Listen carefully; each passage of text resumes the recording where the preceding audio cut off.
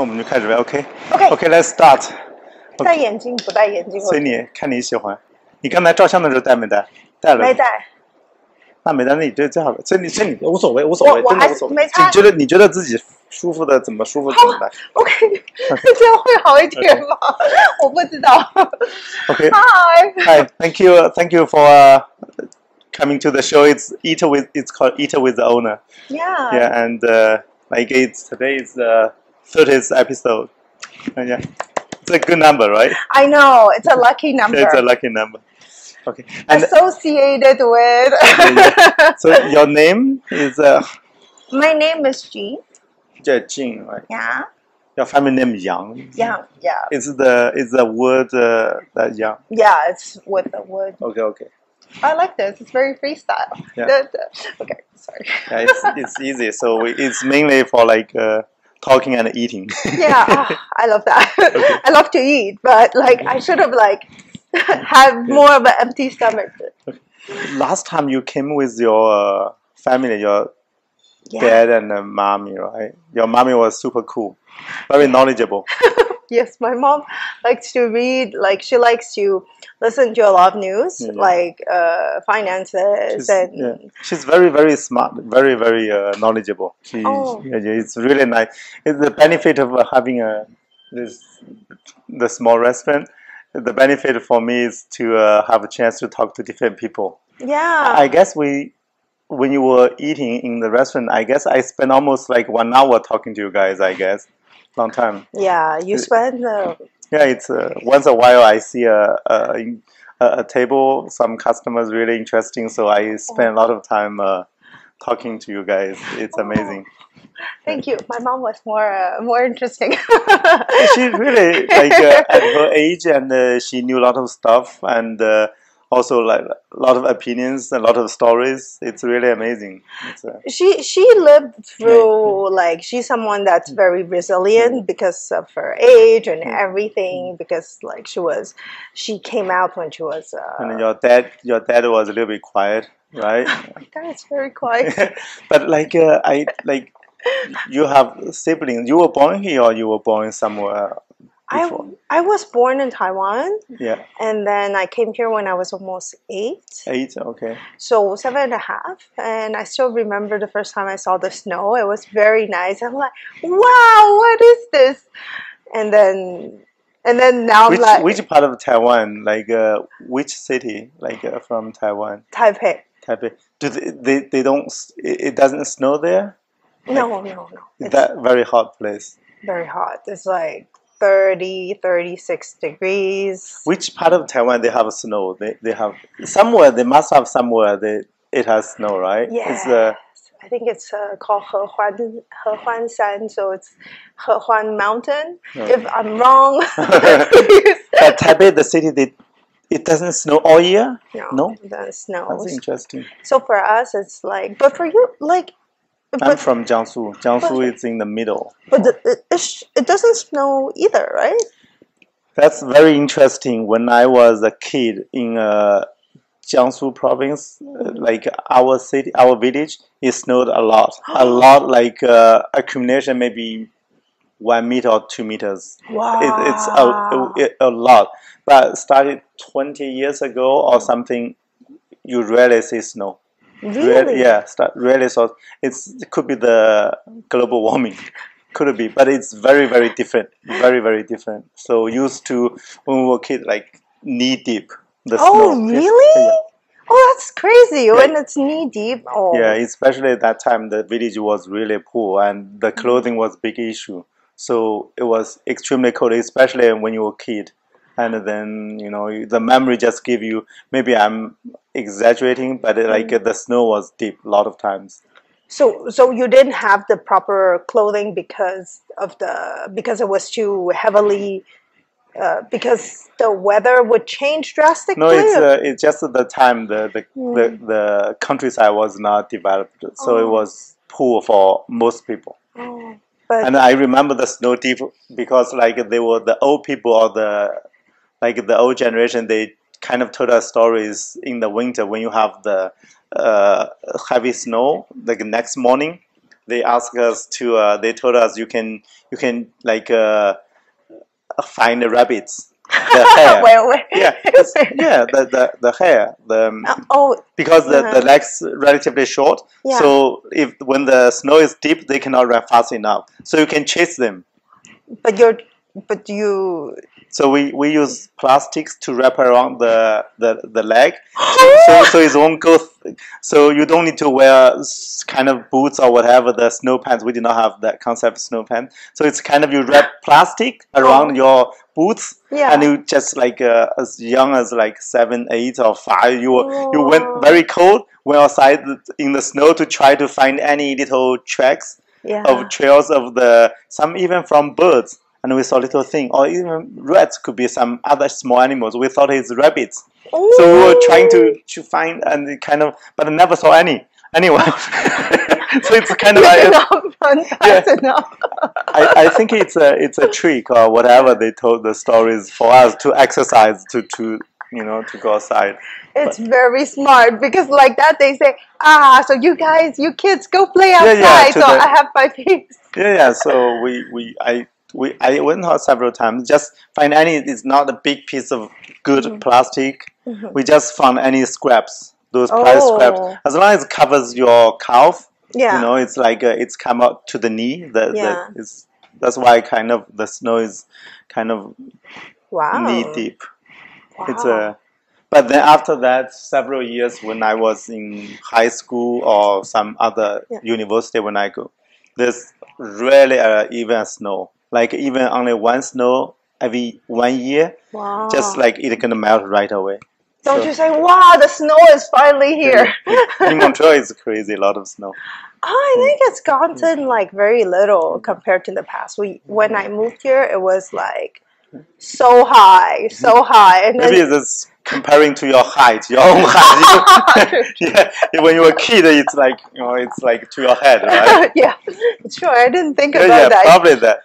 I was a bit shorter there. Because Montreal probably very consistent because they have the weather forecast department. They have the status over all these years. How many accumulations, no accumulation? Probably not that big change. Yeah, but it's like I saw how it left a bit gradually. I'm sorry. Is it okay? Okay, it's on, right? Oh, I'm just okay. Sorry, just needed to make sure. I needed to double check with the mic because sometimes I could be a bit clumsy. You were 7.5, so that time did you have issue like you were not speaking English? I believe, right? You were in Taiwan that time. You were not taught English. I learned a little bit like apple, like so tree, like big bird. Did you do you still remember that time? Like you kind of struggled a little bit, like you were saying, "Oh, I cannot understand other friends or whatever." It was hard for me because I couldn't speak the language. So first I came in here, but it's easy because when you are a child, it's easy to play and pick up the language. You're not afraid of failure, so you just go, hey, and you say whatever, and then people will. Did you have, that's like 20 years ago, right? But, I cannot disclose my age, so. About 10 years ago, at least 10 years ago. I'm like, mute. But it's like at that time, do you have welcome class? Yes, but I didn't do it for too long though. I did it for I managed to be fluent in French because I went to a French school in 3 months. So that's quick. Genius. Baby genius. No. Because every child, you bring them to a place, it's easy for them to assimilate. And when you become an adult, you just think it's a bit complicated, and then we hold ourselves back. And I think all the years you're in Montreal, right? Both in Montreal. No, I moved around actually throughout my life. So but I lived in Montreal for a while, but I like to hop to different city, different countries to live and to experience how it is like. A little bit on culture, on language, how people are. But where did you learn English if you were French school? or this like for immigrants family, they all speak English or something somehow? You know, Asian parents like you need to learn another language. I guess they have to plan your career or future. My mom tried. I'm not like my mom's like plan your future, and I'm like, I'm not so like. Yeah. I'm more of a free spirit type of person, so it was for me. It was always very. How could I put it? It was easy for us to learn French. When you learn French, it's easy to acquire English. Yeah. But to speak it well, it came to me when I went to a summer camp when I was 18. Because you already watch all the shows in YouTube or whatever the videos are. Yeah, that's why so many times it was very, That's cool. Yeah, but I think compared to like the kids nowadays, they say, "Oh, I play like." They're very smart, incredible. Okay. But coming from Asian background, do you like did you feel any kind of bias against you, or like the little buddies? Some of them like you know. So, are you? Or like you just don't feel anything. Like when you were young, very like kids. Like when you were a kid. You mean getting bullied? Yeah, I got bullied. Serious? Yeah, but by Taiwanese. But that's bully could be the nothing to do with your Asian background. It could be just any girls like they, you know. It's most time I guess girls bully girls a lot. So, no, because you were new. They don't. You're new, so for me it was that. And I can share with you an instance that happened to me. It was, I think I still remember, was my first month there. No, actually, I became fully fluent after 3 months, but I already spoke some French after the first month. So I came in, and then because I don't know, they tease me. The Taiwanese boys will just take a big ice and throw out my head, and I fell unconscious. Ice or snow? Ice. Ice is dangerous. I know. Kids can be mean. That's crazy. Yes. And then they hit me, and I fell unconscious for, I think, 30 seconds to 1 minute. And then I woke up, but I was crying because I think, I'm in a place where I don't have friends, and it's so hard to blend in. And I think I walked into the school, and that for me was such the most beautiful, beautiful moment. Was a little girl. She had like a black girl, and she had little braids, and she's like, "Come play with me," and she held my hand. And then there was a little white boy. He said, "Oh, come play with us." And then at that moment, it was a pivotal moment for me to see that we could all live in different kind of race. It's very harmonious. And for me, it was the building ground for me to see that we live in a very multicultural environment. So to some extent, I could thank that child and the bullier and the Taiwanese bullier to do that for me to see, the bullies are from Taiwan as well? Yeah, the bullies were from Taiwan, but the people that were nice to me were from like Haitian, were black people, white people, different kind of culture. That's why I said, wow, it's very nice. And since then, it opened my door to want to understand how people are. Different culture, different kind of setting. Yeah. When you were 7, 8, you already kind of thought you were adult. You knew everything already, right? I kind of. No. Really? No, you were. Yeah. But my memory started probably 5 years old or 5, 6. Yeah. So that time you pretty self-determined already. Like when I was 7, 8, I thought we were pretty big or pretty high, tall, but never, you know, But I remember a lot of things after 7, 8 years old. I guess I thought it's like equal to, you know, kind of your self-conscious. What did you remember when you were 7? 7 is like grade 1. We call it grade 1 here too. I guess grade 1, 7, 8, 9. Yeah. My daughter is 9. She's grade 3 right now. Oh, so nice. Great. Yeah. When I was grade 1. I literally was the first year. Actually, I started 6 years old because my father knew the teacher. He wanted me to enter the school 1 year early. Oh, you're lucky! You know the Chinese birthday, Chinese year. We count them like when you were 5 years old. Actually, they say you're 7 years old. Oh yeah. Yeah, exactly. It's not like the way here. So actually, we start like they say 8 years old, but actually you were 6 or 7, depends on what month you were born, right? Yeah, yeah. So I supposed to. I went to school a little bit 1 year early or half year early at least. So I went there only 2 or 3 days. Yeah. A big fat boy, much bigger than me. He that's in the summer, September. He put this material. It's very itchy. You put it in your neck. Yeah. So that guy just put that thing, little hairy little thing, make you feel very itchy, and they put it in my neck. Rubbing on my neck, so it's really you just like bullied me like that big fat guy. Oh. It's the same age, probably 1 year old or the same age, but it's so strong, so big, so you cannot fight him. So were you smaller or are you very small? Very small. Oh, that's small. That's why they picked on you. It's like, look at me. Yeah. But that's it's a very bad school in the village, so nobody even care. But only I guess 2 or 3 days when I because every day this guy was picking on me, so I was scared. I was scared, so 2 or 3 days after I refused to go to school. Seriously, it's fine. It's turned out better, I guess, because I was.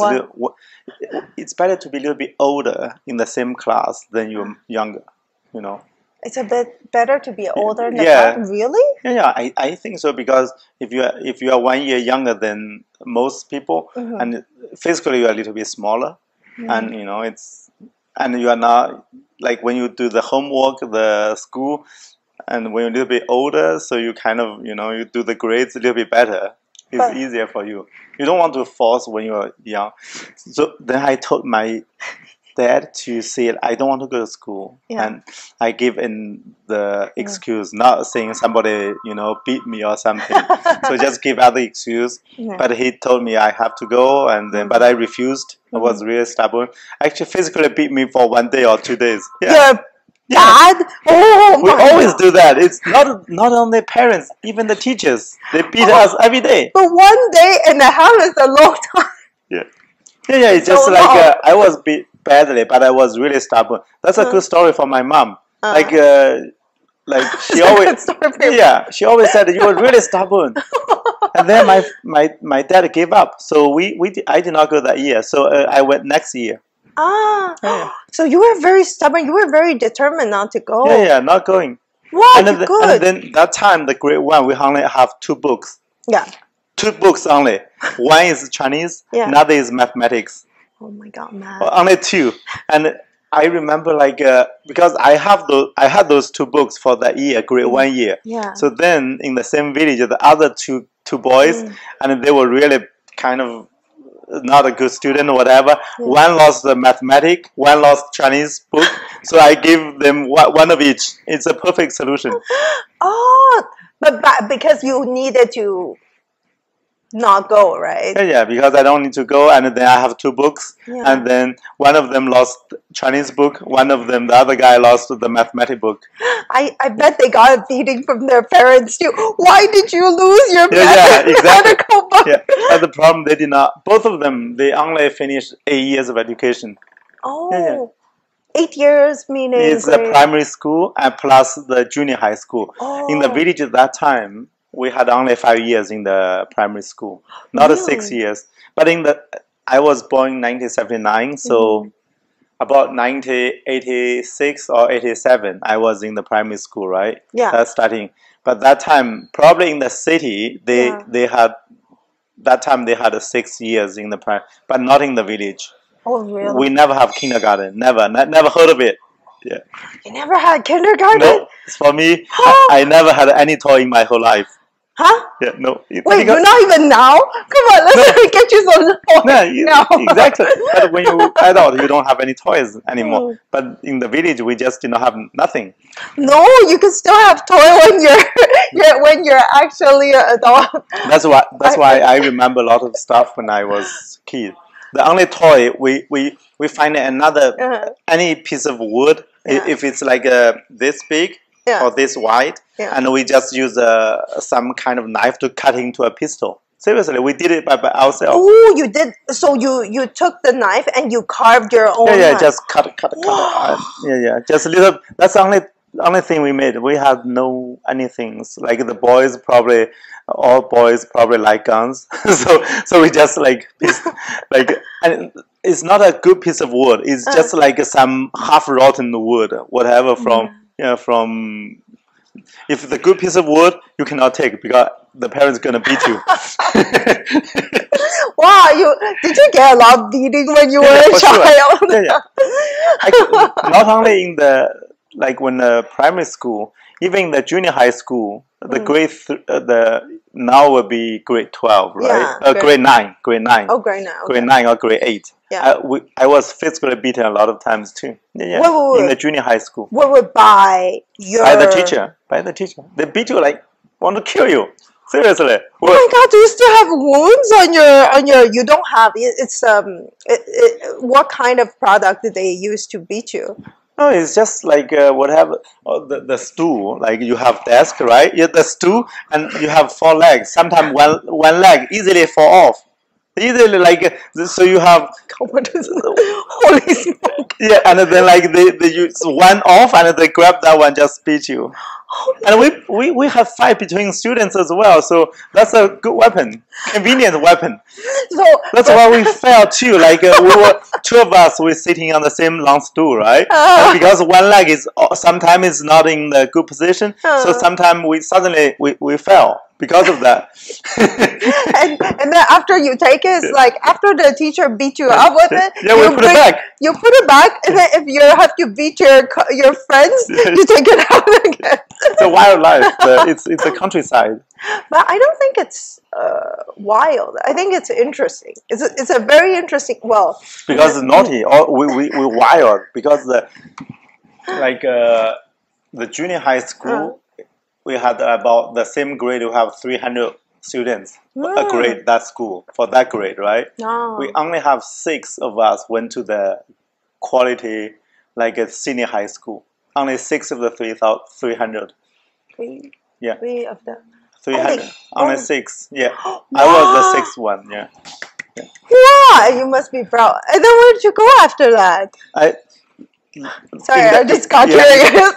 In the county, we have a very quality junior high school, senior high school. Yeah. From that, there's a national SAT 高考, Chinese 高考. So that's our best pathway to a good career. But then, if you do 高考, it's very hard. It's very competitive. Yeah. That's why. But our senior high school is a good one there. So as long as you enter the senior high that school. And the good chance you can go to a university. Only difference you go to a good university or bad university. So you have a good chance to pass to enter university. I went to a good university. But does it really matter?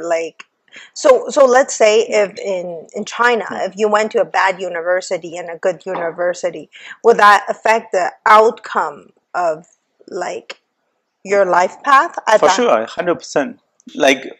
Especially if you are doing engineering, if you learn engineering, the big company, they all look at what school you come from. It's a big factor.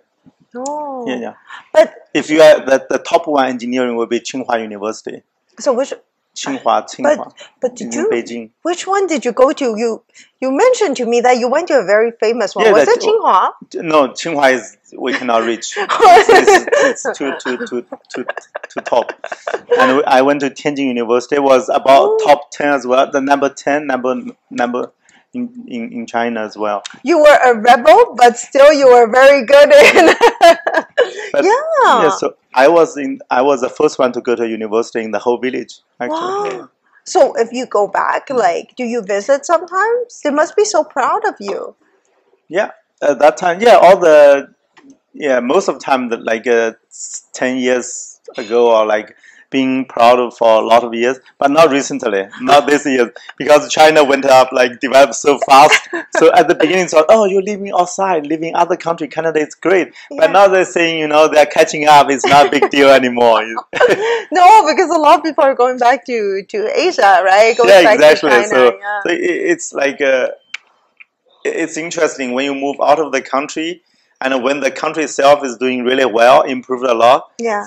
So they they feel like for immigrant you feel like, oh, I probably missed a lot of chances, and the people there, they, especially when your old friends doing extremely well, so it's somehow it's the comparison. Oh, but you should never compare each. It's the thing. That's why you cannot avoid that. You know it's not good to compare, but it's always get you. It's especially when immigrant like you don't have this issue because you did not have a kind of your own life in Taiwan, that we were super young. But especially when if you worked there for several years, and then you had you almost get one position, you get the kind of the social ladder you would climb, right? So then you would compare.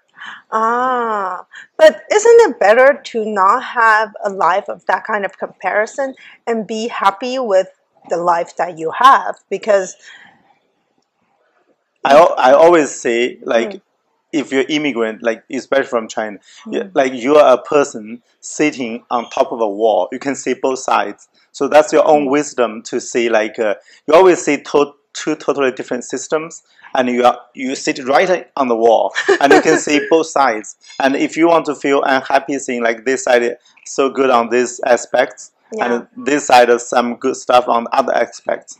So if you're wise enough, you always saying like both good sides from both sides. If you're pessimistic, you always say like I missed a lot of chances, right? If I have stayed, I make a lot of money. Especially my old friends, like it's amazing. So because like the time when we graduated, it was the good time for the information technology. That time, the internet time. So that time it's I graduated 21 years already. So that time, if you had a good position in a good company, so over 20 years, you probably got a senior manager or good manager, the position. So, and over the time you get those positions, the post, it's pretty good. But and also the property price was so low, and a lot of people, you had a good salary. You probably got one or two or several, and then over these 20 years, it's probably the same property, the price went up 20 times already. So that's the properties. Exactly. Wow. The assets. Wow. It's amazing, especially Shanghai, Beijing, Shenzhen, those big cities. If you have one condo there, it's worth like almost literally $2 million. It's like so. I'm like, wow. So if you move out, you missed out. Some people smart, they kept their stuff.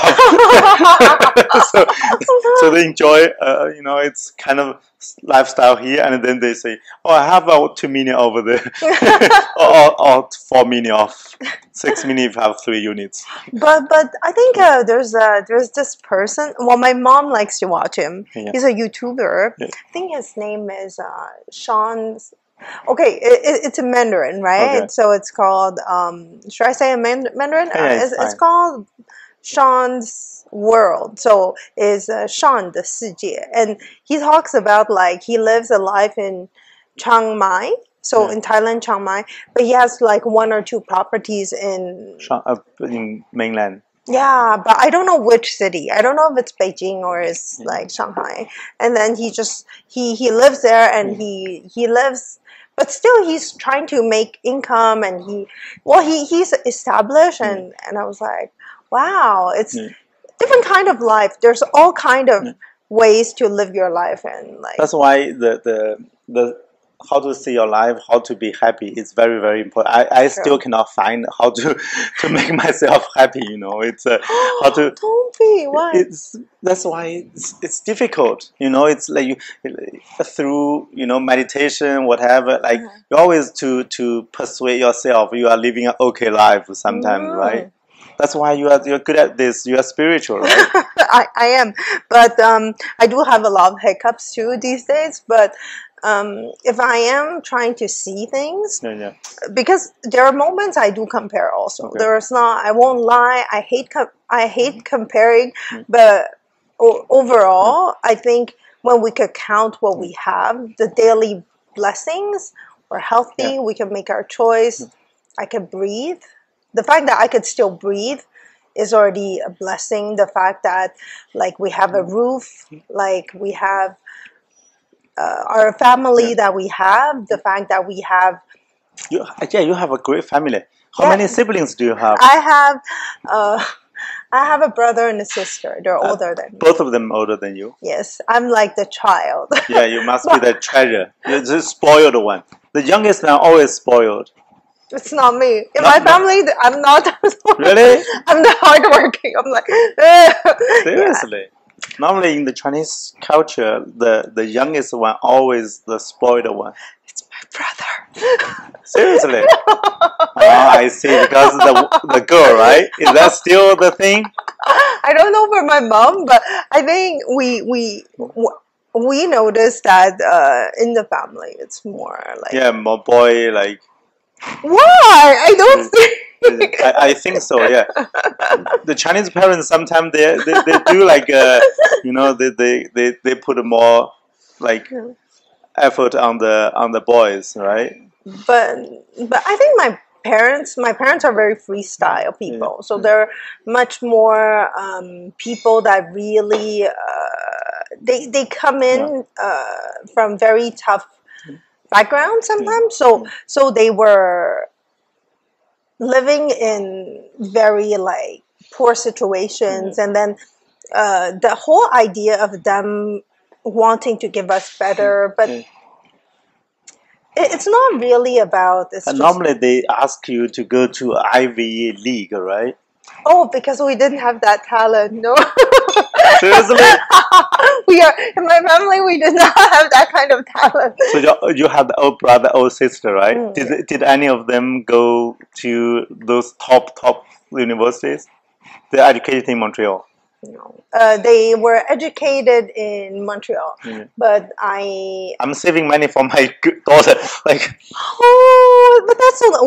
Wait. What school does she want to go? Did she say? Not yet. She still wants to be a zookeeper right now. Oh, that's so wonderful. All the younger at the beginning was 2 or 3 years ago. I always ask, what do you want to become? First, I guess, is ambulance driver.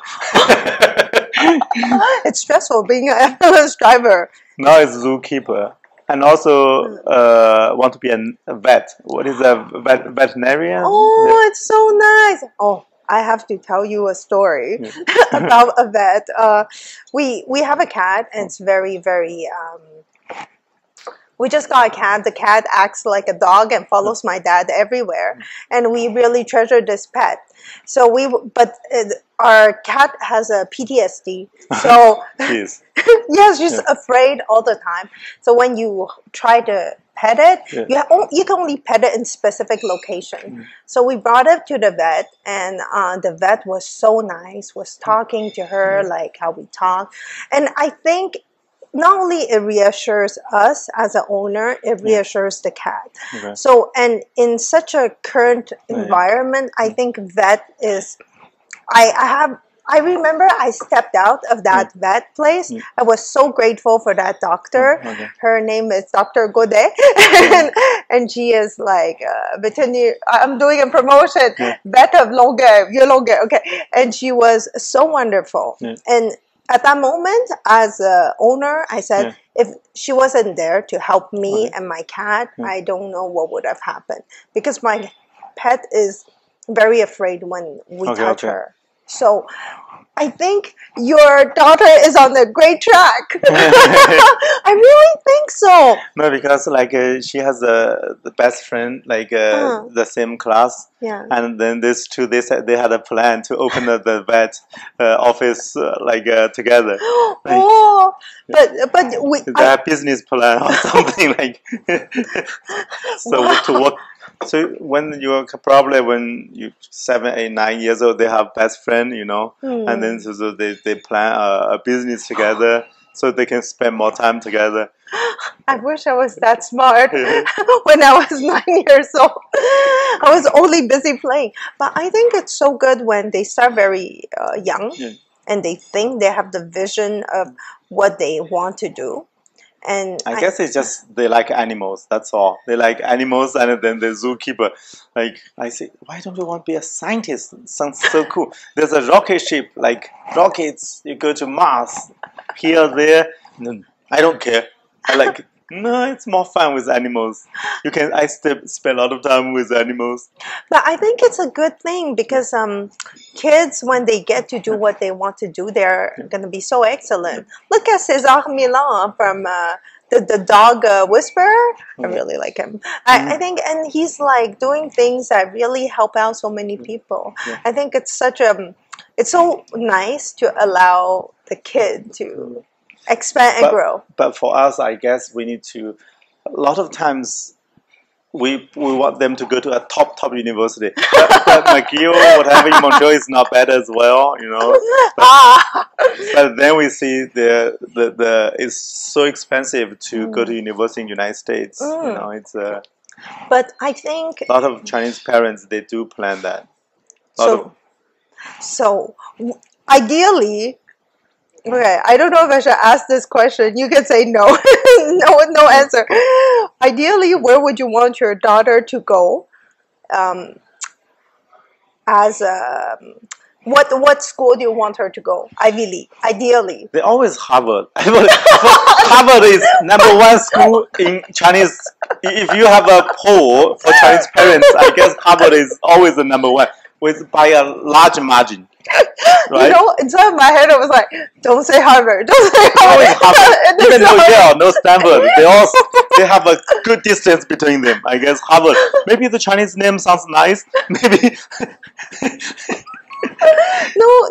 It's always like that, right? No, Berkeley, no Duke, no. Okay. No, Duke. If you're not following basketball, college basketball, I don't think Duke is a big name. Oh, okay. Well, yeah, I guess. Well, personally, I wouldn't choose. I'm not going to say anything. I'm like, ooh, haters.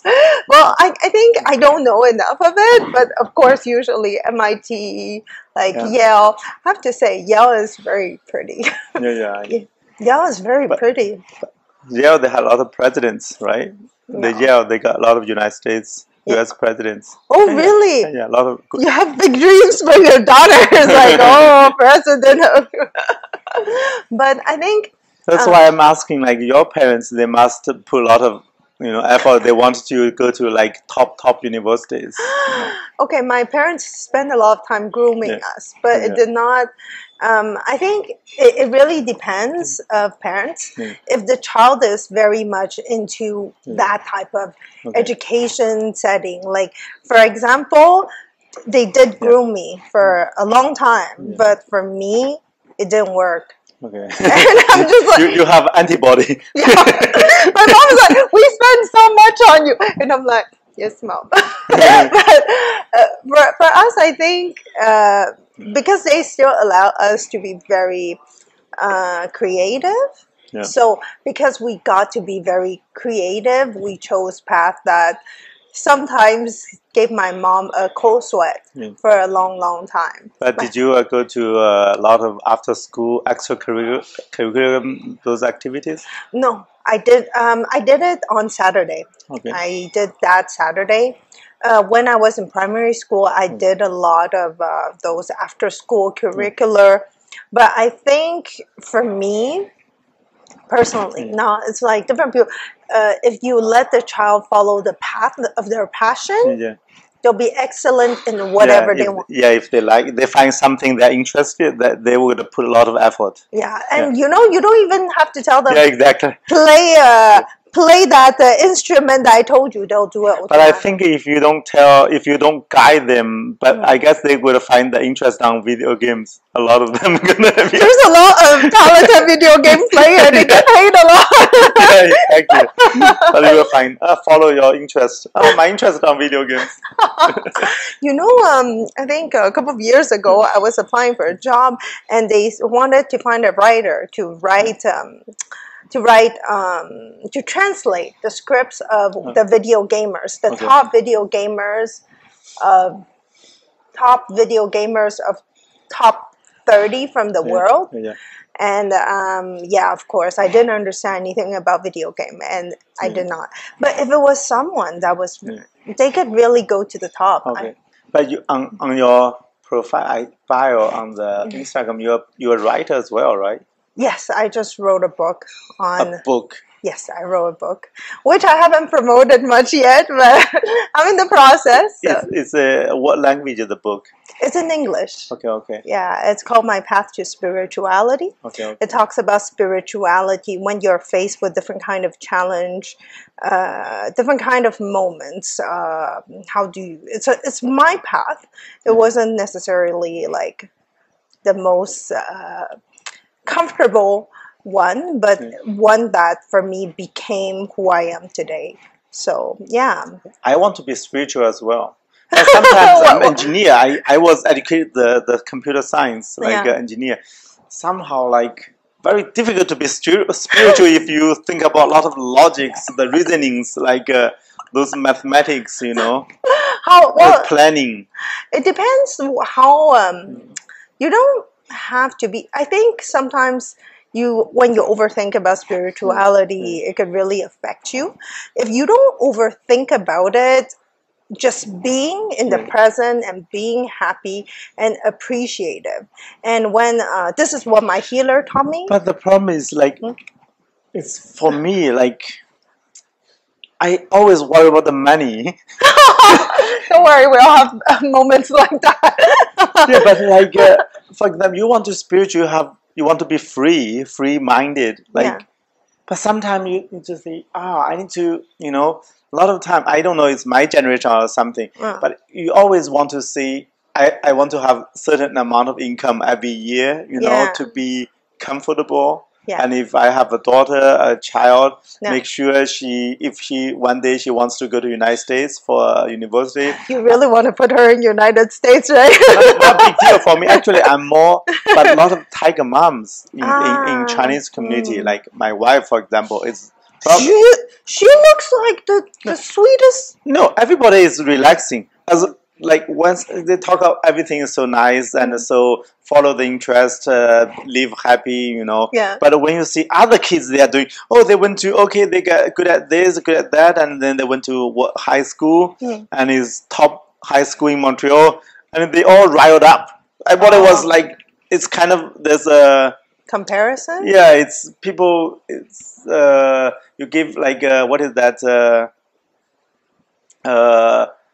What is that? Drugs. You give them like the Olympics. They receive like everybody was really super excited, saying like we cannot be left behind. You know. You know, that's why it's called tiger moms. But sometimes they try. Some did give up. It's saying like the kids not happy, you know. But a lot of them still like try to. I'm like thinking for you, plan for you. You know, it's really good for you. You don't know what are you doing right now when you're super young. So they plan a lot of this kind of stuff. Trust me, my parents had big dreams for me. Well, it did not go according to their plans. But something that I wanted to say about that, because I could be used. How can you fix my money worrying? That's my top. It's like, especially before I had the IT job, a full-time IT, before the pandemic. I was. So you just started owning No, I had the restaurant more than 8 years. But the first 6 years, I was having the restaurant, also have my full-time IT job. So that time I was playing safe. So all the time. For the first 6 years of the business, I had my full-time IT job, and then I had the restaurant. Wow, you did both? Yeah, because that's why money is a big thing. I have to make, you know. You see, the money is my top concern. You know, that time, before, if you have for example, if still today, I'm no restaurant, nothing, no restaurant, this never happened. If I have my IT job, you know, every week they give me a check. Yeah. But then I would worry about the tax. You know, you always pay a lot of tax. And when I'm 40, 50 years old, I still have this salary. We won't be able to save a lot of money for the kids to go to good university. You know, see, you're a great parent. It's crazy. So you want to be free, but you always worry about the money. True. But if you are spiritual, a lot of time, if you don't have a stable job, a very top, good paying job, and then the money will be, you know, it's still you compare to other people. They all they have a nice car, they have a Tesla, they have all like a super expensive like $2,000 for a bike. Yeah. Some even people spend $2,000 for a bike.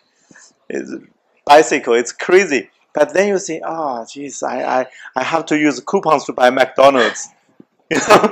There's nothing wrong with buying or using coupons.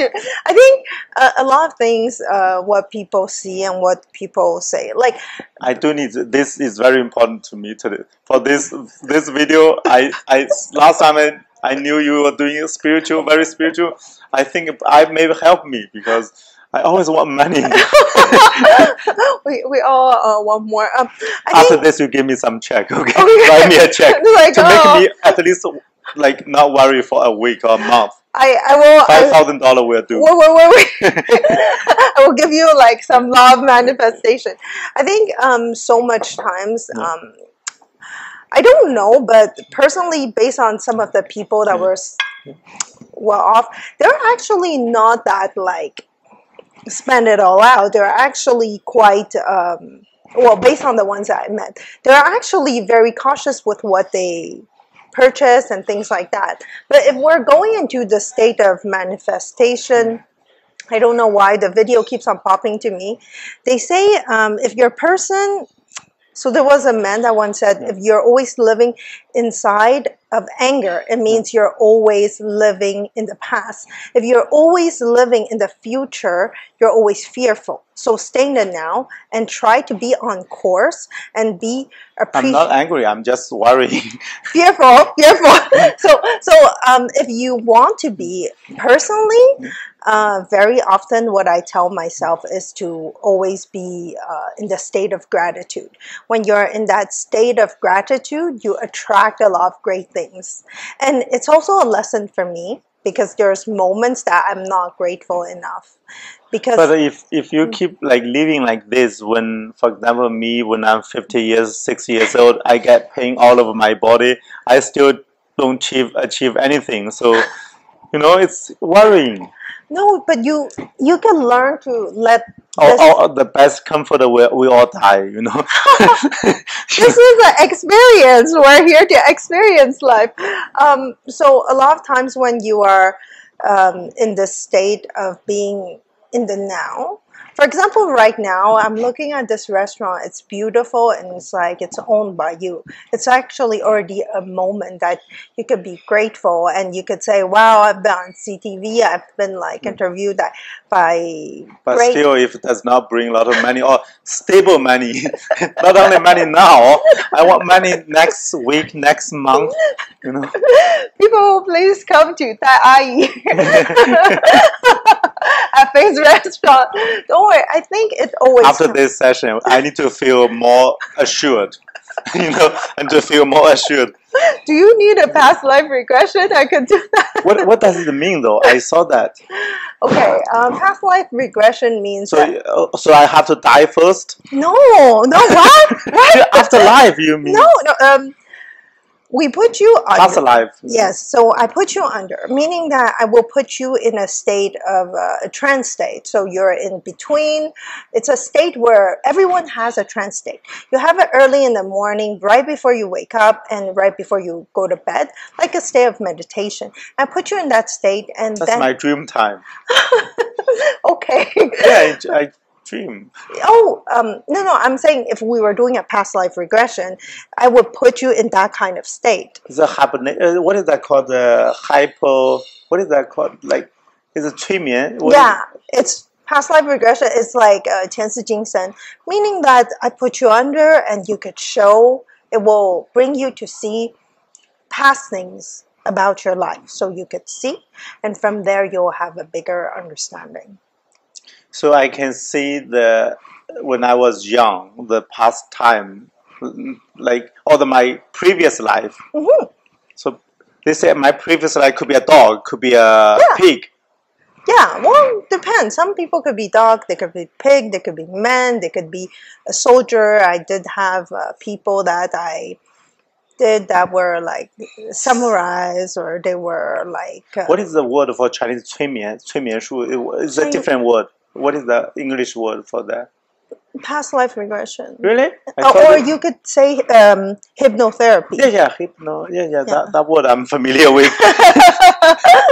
Past life is a little bit scary for me. I thought I have to die. No, but I thought it was to bring back the dead people, the dead spirits. No, it's actually very friendly, and regression. Yeah. So what I do is I usually put people under, and then they tell me about some things, and we manage to put them into a different state, so we get to discover. I'm just really the person, the bystander, and your higher self. Just like some people will say your higher self, or people that protect you. Everyone has entity that protects you, like you have. And I have. Everyone has them, and mostly it's your higher self. They will be able to assist you and give you much more knowledge related. But maybe off topic, but do you know sometimes they say they what is that English word I'm not good at with hydrodelic, or is the mushroom they say this? Oh, the psychedelic, yes, psychedelic. Is that will help, or? What kind of mushroom? I'm not familiar. The dry mushroom, like donggu, they smoke. No, they said the mushroom. I heard the podcast. They smoke mushroom to see experience something. I said mushroom. Like we have donggu dry mushroom, right? We use in the restaurant. It's not shiitake mushroom. Shiitake mushroom. It's not shiitake. It's a special type of mushroom. It's still a mushroom. It's a mushroom. So the English word, they literally mean mushroom. Yeah, and some people put it in tea, but I don't smoke it, so I cannot tell you. You can actually find them on... Where can I find it? Let me ask my friend. Because I have to ask a friend of a friend. Some people smoke it. I don't smoke it. But do they like a shiitake mushroom? Do they like the dry? I don't know. I never had it. So they can give you that kind of the experience of seeing different things in your brain. Yeah, it actually creates a state. I cannot tell you. Like some people do ayahuasca, and they drink this tea from the shaman, and then it allows for you to understand more about your life. Some people use mushroom to give you... I cannot say because I don't know enough about it. So I think it provides you with more insight. Some of the people that I know, they do that. It's very scary for me. I'm traditional Chinese guy. Yeah. I never tried marijuana. Never. Yeah. The weed for my generation, it's kind of a taboo. Yeah. It's 100% no. So no those crazy stuff. No marijuana, no cokes. Cokes is like something you touch, you're gonna die. You know? Sorry, I never had any of those either, so I cannot. The Chinese parents are very, very strict on this. My parents were very strict, so I never touch any. And even the smoke, like we have two older brothers. I'm the youngest, so. Oh, you're also the youngest. Yeah, I was really spoiled. You're lucky. Really spoiled.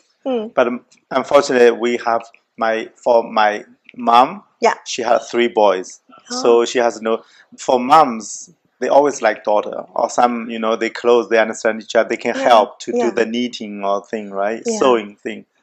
And you never had to do it, right? I learned a lot of that stuff because she had no daughter, so she treated me as her daughter. Seriously. Oh, you're like, I do the boy stuff and I do the... I did a lot of that stuff.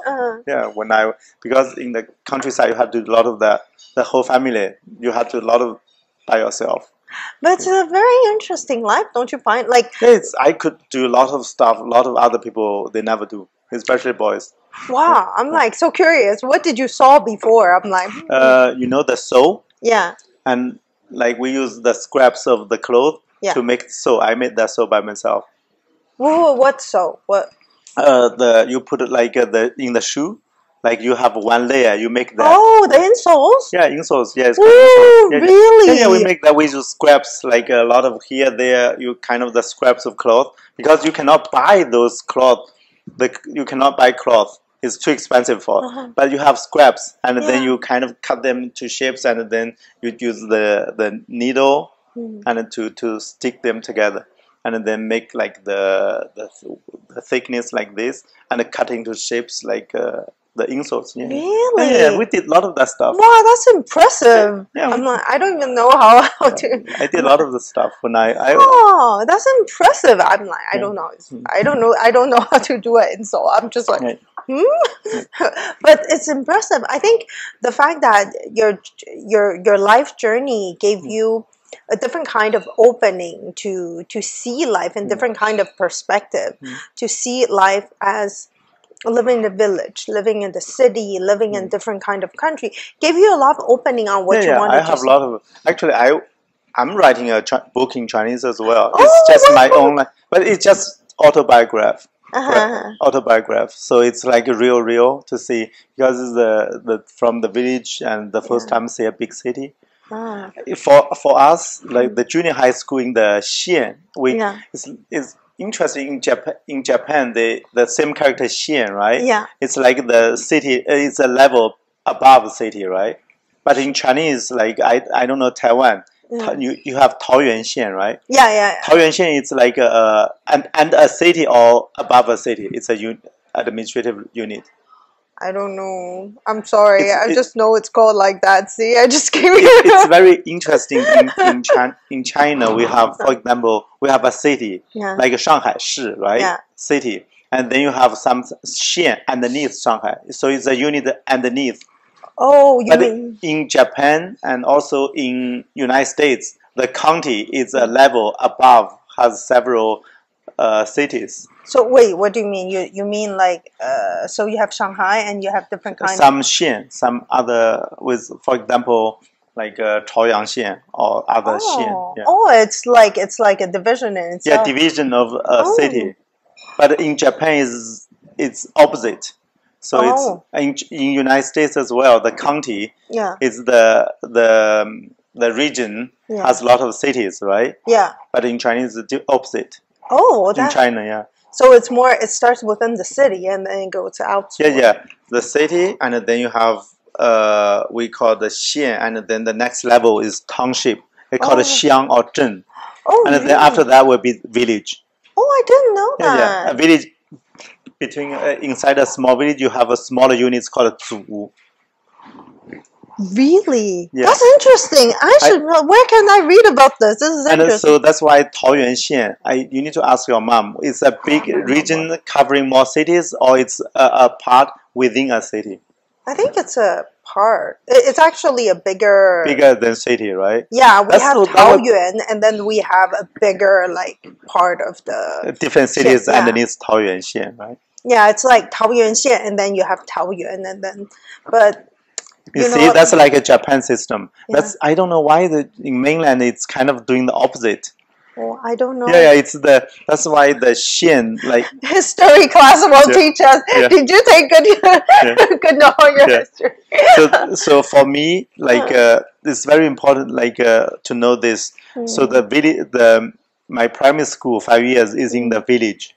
So then the junior high school where the teacher will beat you like crazy, it's in the town, xiang, in the town level. And then my senior high school 3 years is in the xian. Yeah. But xian, we still call it countryside. Oh. It's not a big city. Really? Xian is it's called a big city for the Shanghai or like our Huaiying Shi level, the city level. They have the downtown area or the urban area, they have different districts. On the countryside, they call xian. Yeah. Oh, I didn't know. So if your address has xian, that means you are from countryside. Oh. If your address come with like Shanghai, but you have the Pudong district. That means you are downtown. You are in the urban. Wait, so Xian is like outskirt, and the other one outskirt of a city. And the other one you said is like district. District is like Pudong, and Pudong. Pudong is a district. Chaoyang, Beijing, Chaoyang Qu. So it's the Chaoyang Qu. If you say the district, that means you are in the urban area. And then the suburb area called different Xian. But this Xian is like usually it's called countryside. And then within the Xian you have Xiang or Zhen. It depends on the Xiang or Zhen. It's the same thing as a township, the small township. It's even more rural. And then each of them has villages. But I think it's interesting though, because I never like thought about it this way. I kind of saw it all worked the same way for all kind of countries. So I always thought it was the same. But translation will make us really difficult. Confused. Yeah, very confusing, because if you translate the Xian, you will use the word county. The county in United States is a big area. It's a huge area, covers different cities. Oh. Yeah. Really? I didn't. Yeah, county, like Orange County. Yeah. Covers a lot of small cities.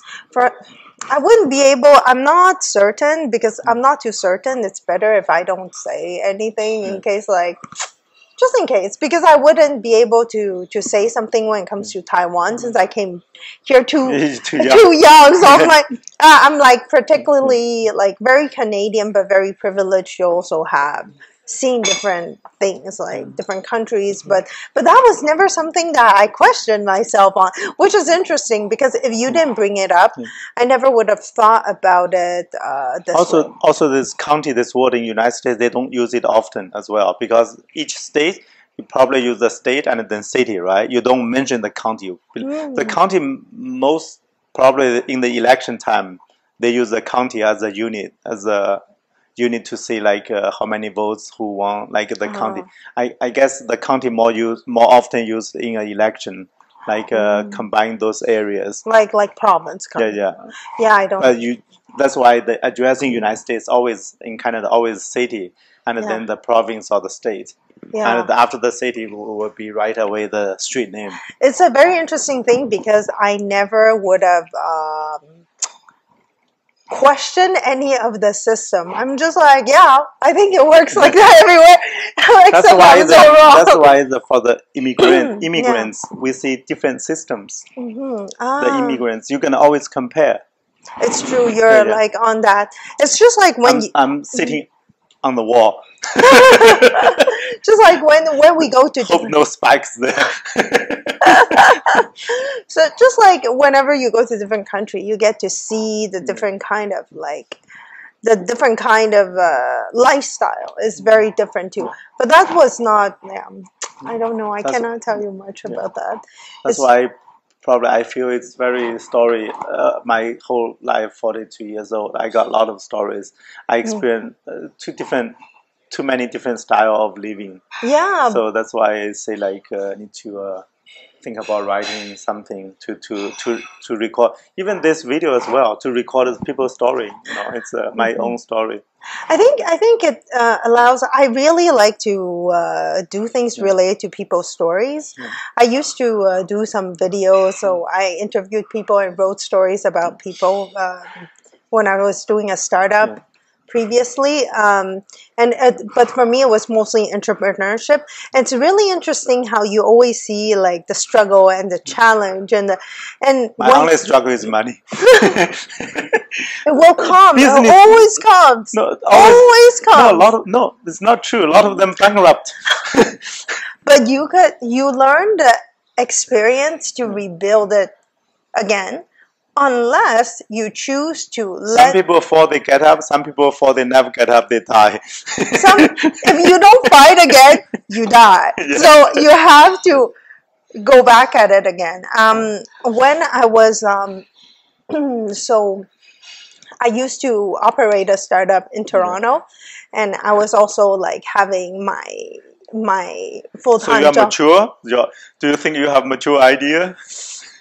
No, my parents will always silly, right? So don't tell your parents. You see, as parents, they think this. They thought they sing enough. They got a lot of experience. If they know right away, your idea won't work, right? But I think that's their thinking. Yeah. But I believe like the word 行行出状元. That's why I think your Chinese is pretty good.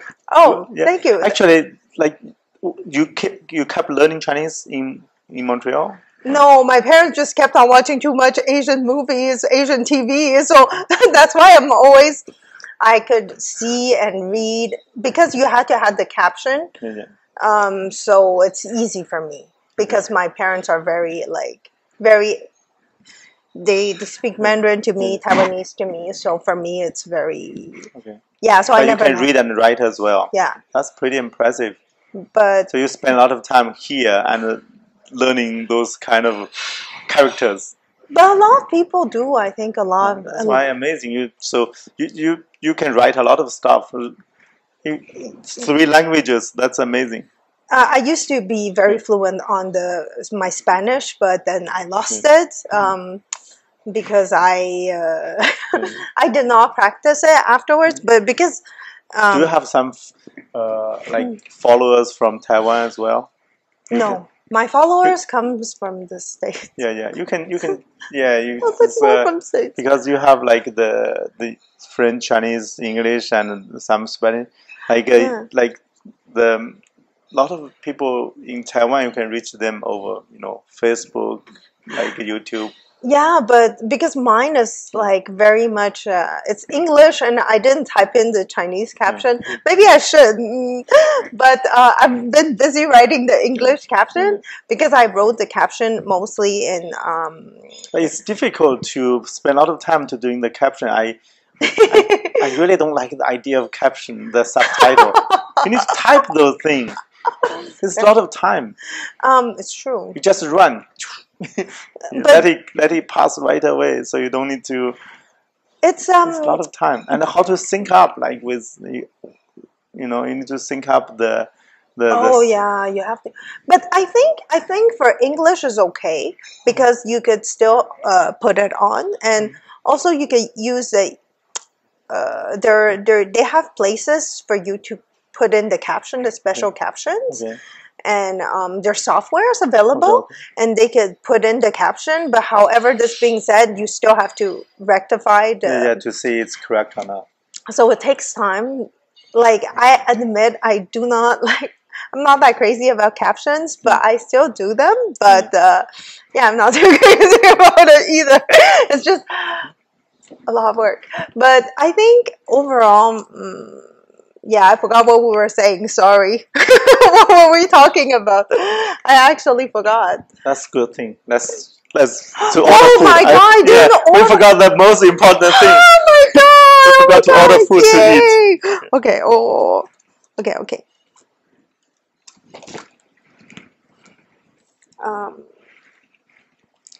Actually, the bad thing about this video is like we can eat a lot of food. Oh my god, I have to go for another diet. I think, I saw the first one, I was very into it already.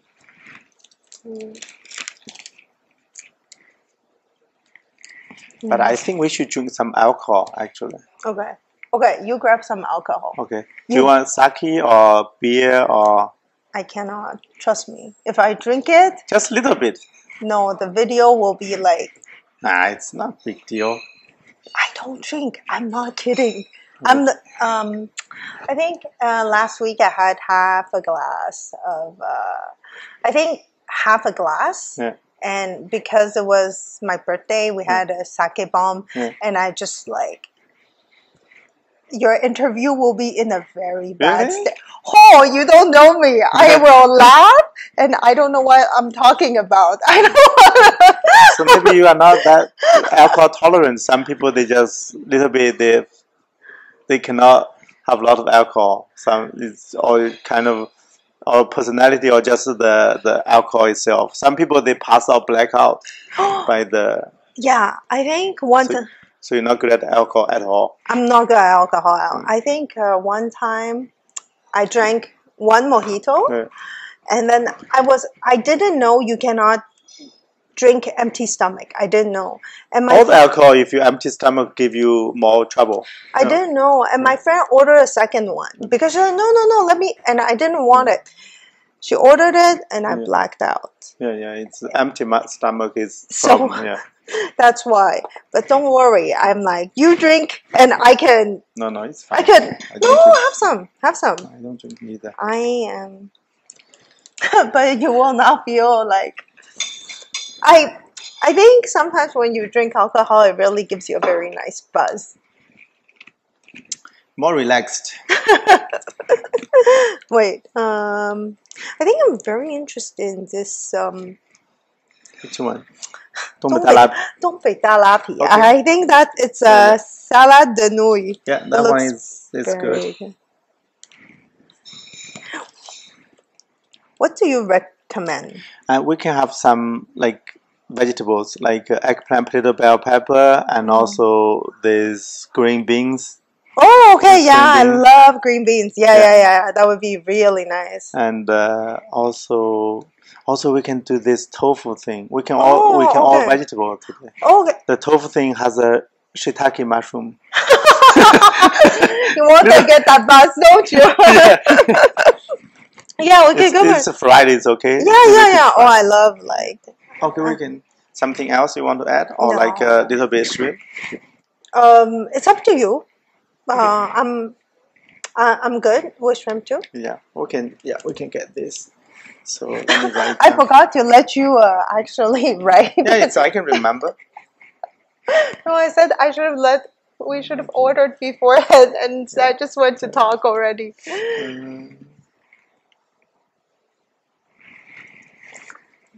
What else?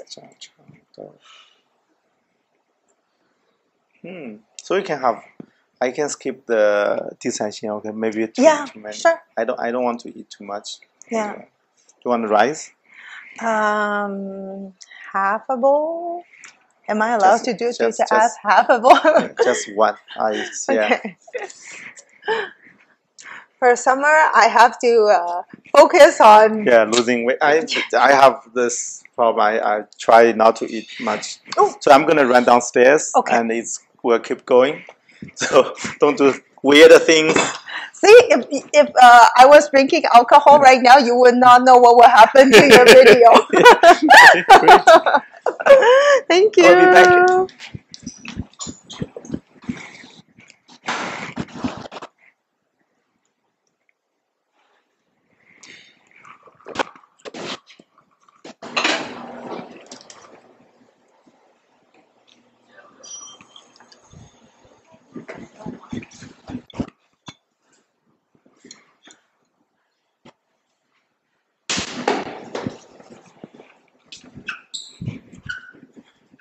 So we can talk about your. Wow, you're so fast. Yeah, I always run.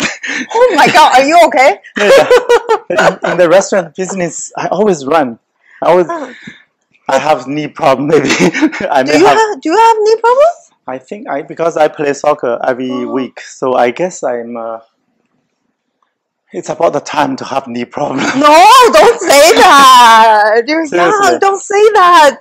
No, when I seriously about the 40 years old, probably it's a time. No. You see, everything goes down. Don't say that. Okay, so I'm gonna go very spiritual right now, and I really like spiritual. Actually, this it's very very rare for. I don't know about people like from Taiwan, but from mainland, it's very risky choice. It's you can call it the freelance, or you can call no money guarantee. It is so true. That's why I'm laughing so hard. It's rare, but I think it's awarding as well. It's really good. I always like if you can take out the money equation. I always like the being free. It's like whatever you like, and then we find interest. But we can always do what we like, though, whatever the direction. I do admit it's risky. Like for example, my family, they'll be like, "Oh my God, what are you doing?" Like they will be afraid. It's a very risky thing. But for me, the journey was so. It wasn't. I didn't plan to go into that. It just. I think. Universe, God has a plan and shifted me into that direction. And when I got shifted into that direction, I said, okay, I'm gonna do it and I'm going to try. And I'm Asian. Asian. I think you can do like to make your image like more spiritual. You can probably play guitar and then like smoke some mushroom. You know? Yeah, that would be more spiritual. You see the Indian, you see like sometimes we saw Indian, some guy living under a tree, sitting under a tree for years, right? Spiritual leader. But I don't think my type of spirituality is more like day to day. No, because I am still like, I cannot be like living under a tree, though I do hug a lot of trees. This is a mental problem when you start hugging trees. No! That's the problem from pandemic. People like, seriously, like they said, like when you find the people hugging trees for the pandemic, that's a depression from pandemic. No, it's, where did you hear that from? You probably... I heard it somewhere. Seriously, I heard it like... I have to recommend you a movie. Right now the title escapes me. So basically, there's a lot of electrodes inside of Earth. You have to touch ground. Yes. It's called grounding, like electric grounding. Yes, and also for the trees. So it's not like you're crazy when we're very often, because we're wearing shoes and then there's this like plastic rubber, it prevents us to touch the ground. You feel much more grounded to heal our body. I heard that, And there's also grounding pads and things like that. Think about people living in Shanghai, they live in the boxes, high-rise building, like 50 meters away from the ground.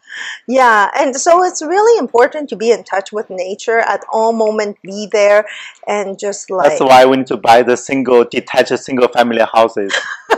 We need to money buy the single-family. Make sure it's a big lot. Backyard, front yard. So you can hug. Thank you so much. Wow, I love this. First. Okay. Do I? Yeah, you mix first. Oh my God, I love this. Okay. Do I use a? Actually, it's homemade. It's so easy to make. Really? It's a. I love this. Sorry. You can use YouTube to find how to make it. Really? Yeah. Oops, sorry. I'm just like, oops. I'm like, you can tell, like, I'm not very good at. And like, you want a half bowl, I can split half. Oh, thank you so much. I don't want to eat much either, so it's late. Don't worry, you're very thin, so you don't have to worry. I mean, this days loud, you know, it's maybe it could be embarrassing. So always when I finish like the work in the restaurant, when I go home about 10 o'clock, sometimes even 11 o'clock. So there's a lot of snacks at home or some leftover from my in-laws. You know, they have a lot of food they could leave on the table to allure you to eat more. It's like a trap. But it's a way to love you more. Eat. But then because they're in bed already, so I just when I'm at home, when I arrive home, I say, it's fine. You can. I'm not even good with the fork right now. I'm just like, And I found like 2 plates, like vegetables, whatever, on the table, dining table. So I eat. When I eat, and the next morning I say I weigh too much. Now last week I forced myself. If I want to eat anything, first I go to the scale to see how much. Seriously. But you have to wait in the morning. I say I wait both. Both? Yeah. That's too much. Thank you so much. So it looks so good. I weigh at night and the morning. Oh my God. At night I make sure I will eat or not. If I see a number like this number is, I cannot pass this number, I won't eat anything. Even seriously. Really? I failed before because I did not do this practice. Yeah, from last week. So, wait, so So, but you look like much thinner. I'm no. You look thinner than, yeah. In Chinese, we have a big face.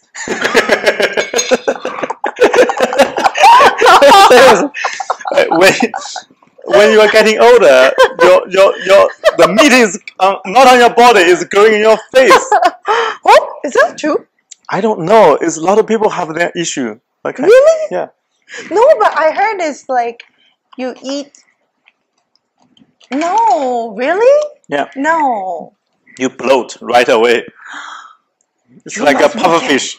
Oh, you know the pufferfish. Oh my God! Yeah. What? But I thought it's just because you consume too much salt at night, and then. I don't know. Because if you compare me 20 years ago now, maybe the weight is the same, but face is bigger. So how can you explain? You know? No, you can do the chisel thing, like the no, go to South Korea.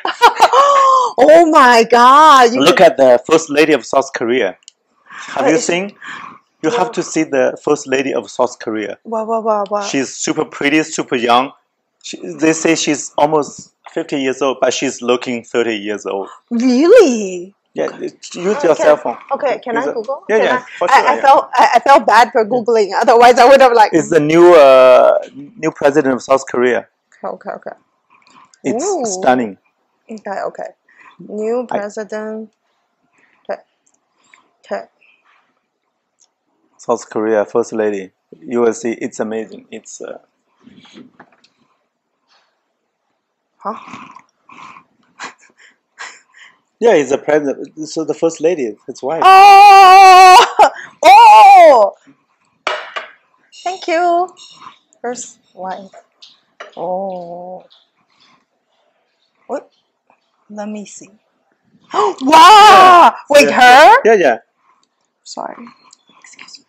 Wow. Yeah, it's so beautiful. Yeah, it's super young, but she looks super young, but she's 49 already. But how do you know it's a plastic? Did she? No.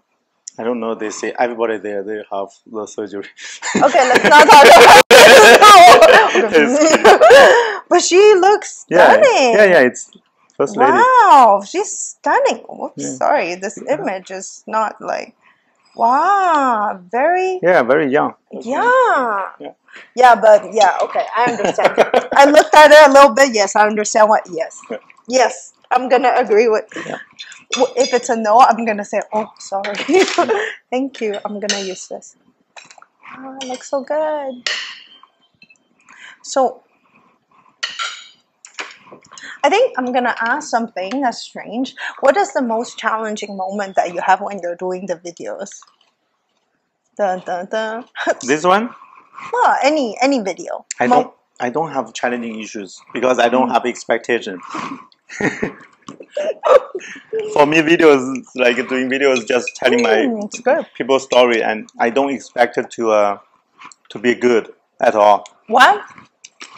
Just for fun. Oh, really? Like a hobby? Yeah, it's like a recording your life. Like a documentation. Yeah. When I'm 60 years old, I look back. 20 years ago, I made this video with this lady, you know. But I think it's very nice because when you do it, like you're documenting your life, but it's good because you'll see your growth and who you've become throughout the years. You never know. Maybe one day. Could be a homeless guy. No. You were thinking like that. I was like thinking of you. I was like, wow, it's like blowing up, and you never know. And sometimes it will create such big impact for people's lives. I always say I could never succeed because I'm always playing safe. I'm not investing too much on anything. If you keep on telling yourself that, you will, because the mind is very powerful. It will actually follow the path that you're telling it to go. So if you keep on saying that, no, it's not going to blow up, it's not going to do this, then it's going to teach you to go in more of a limited spacing. But if you I like that. The limited space is good. It's spiritual. Seriously. Okay. What, in what way? I want to free. I want to be free. You know, it's like you don't have to. you don't have to achieve a lot of things at all. For me, it's like the restaurant, for example, give me lots of chances to meet different people. That's good enough. And if I can, as long as it's stable, you know, it's not bad. It's not losing business. It's business fine. But you have a like last time I came, you had like such like it was like whoa, like it's okay. It's but it's like we always have. Most customers come for dinner. You know, it's for the supper. So it's we are okay. So I don't complain too much for this. I won't complain. But for me, it's like it's passing time. Like as long as we're fine for 5-10 years, I think I'm more spiritual. You'll do more than fine. You'll do great. Trust me. I always believe that if we are limiting ourselves to a specific, but of course I don't know. Different people, different. I'm gonna go a bit strange, but so we come here. We all come as here in a body, different type of system, and then we come here to learn, and different kind of journey is different. So for example, you might be experiencing the restaurant right now. If one day you want more, maybe more will come. You don't know. Like we're all here on earth to experience different kind of things. So I don't think there's like, to make the experience better, let's do some mushroom. Oh, see, clearly he wants to. Do you really want me to ask ask if I could get you the link for the mushroom? I want to know what it's called, because I listen to a lot of podcasts. They always talk about mushroom. Are you talking about the same mushroom? Oh, it's so good. Thank you. Oh, it's so good. It's so good. What's the plate called? It's sweet spicy tofu, fried tofu. 家常豆腐. 家常豆腐. Yeah. I don't know. It's very good. 家常 means homemade, right? Home style. I think the trajectory of our life, we never know who we'll meet, who will become one day. But I think we're in the feeling of serving other people, of helping other people. It will always grow and it will always become amazing. But I do know a trajectory changing. It's the pandemic for me. No. It's something even before. Like 8 years ago when I started the restaurant, when I had an IT job. Yeah. So I thought it was nothing. So just as long as I'm not losing money, it's fine. So I always doing my IT job. But then when the time goes, I'm forced to be a full-time restaurant. So I cannot be an IT engineer anymore. What was the turning point? It's the pandemic. Pandemic like 2020. End of April, I was laid off by the company because they were panicking as well. So also at the same time, the restaurant needs more people, like short of staff. Everybody, all business, very difficult to find people working. So it suits me it's kind of a natural transition, very natural from IT engineer to full-time restaurant owner. But you've been doing so well. I mean, it's fine, but I lose. You know, it's a change of trajectory. So it's forced me like, okay, this go north and then go west. Then the train goes here, so they change it. You know, it's. But if I did not have the restaurant 8 years ago, even the pandemic, this company and like laid me off, I would easily get another IT job for sure. Yeah. With like I've been working, I have 20 years of experience. But, so it would be for me gonna be probably full time. All these years will be IT engineer. But let me ask you. Okay, sorry. If it's too personal, you don't have to say. Do you think it's a better course of action that you became a full-time restaurant owner, or was it better for you to have both at the same time? Personally, the restaurant business will be more colorful, to be honest. Yeah. More risky, more colorful. So it's but having a restaurant and the IT job at the same time is not sustainable. Yeah. I'm so lucky to keep that. I kept that for 6 years. It's a miracle. How did you even keep it? I thought it's very like impressive, really, really impressive. I don't know how. Or if we cannot say it, jump the subject. Oops. I'm like, sorry. It's just, you know, I can work a little bit more. Huh? I work hard, you know. Oh, so you did both. So after work, you came here. Yeah. So you were working on 13 to 14 hours per day? Yeah, that's why it's... Oh my God. That's why I want money. I play safe. Actually, it was the best time for me. So every week I have the check from the company, from the IT job. Yeah. So as long as the restaurant was not losing money, I was fine. You know, that's why I always say I play safe.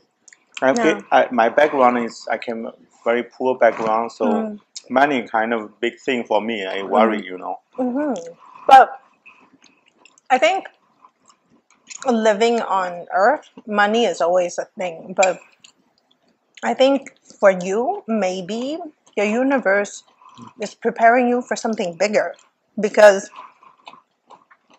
okay, I hope people will not kick me on it, but sometimes, well, I've been told that for me, at least my guides, to do a business is what gain money, is what will give you like much more. Like, so I believe fundamentally that it's totally the path, that transition was the right thing for you.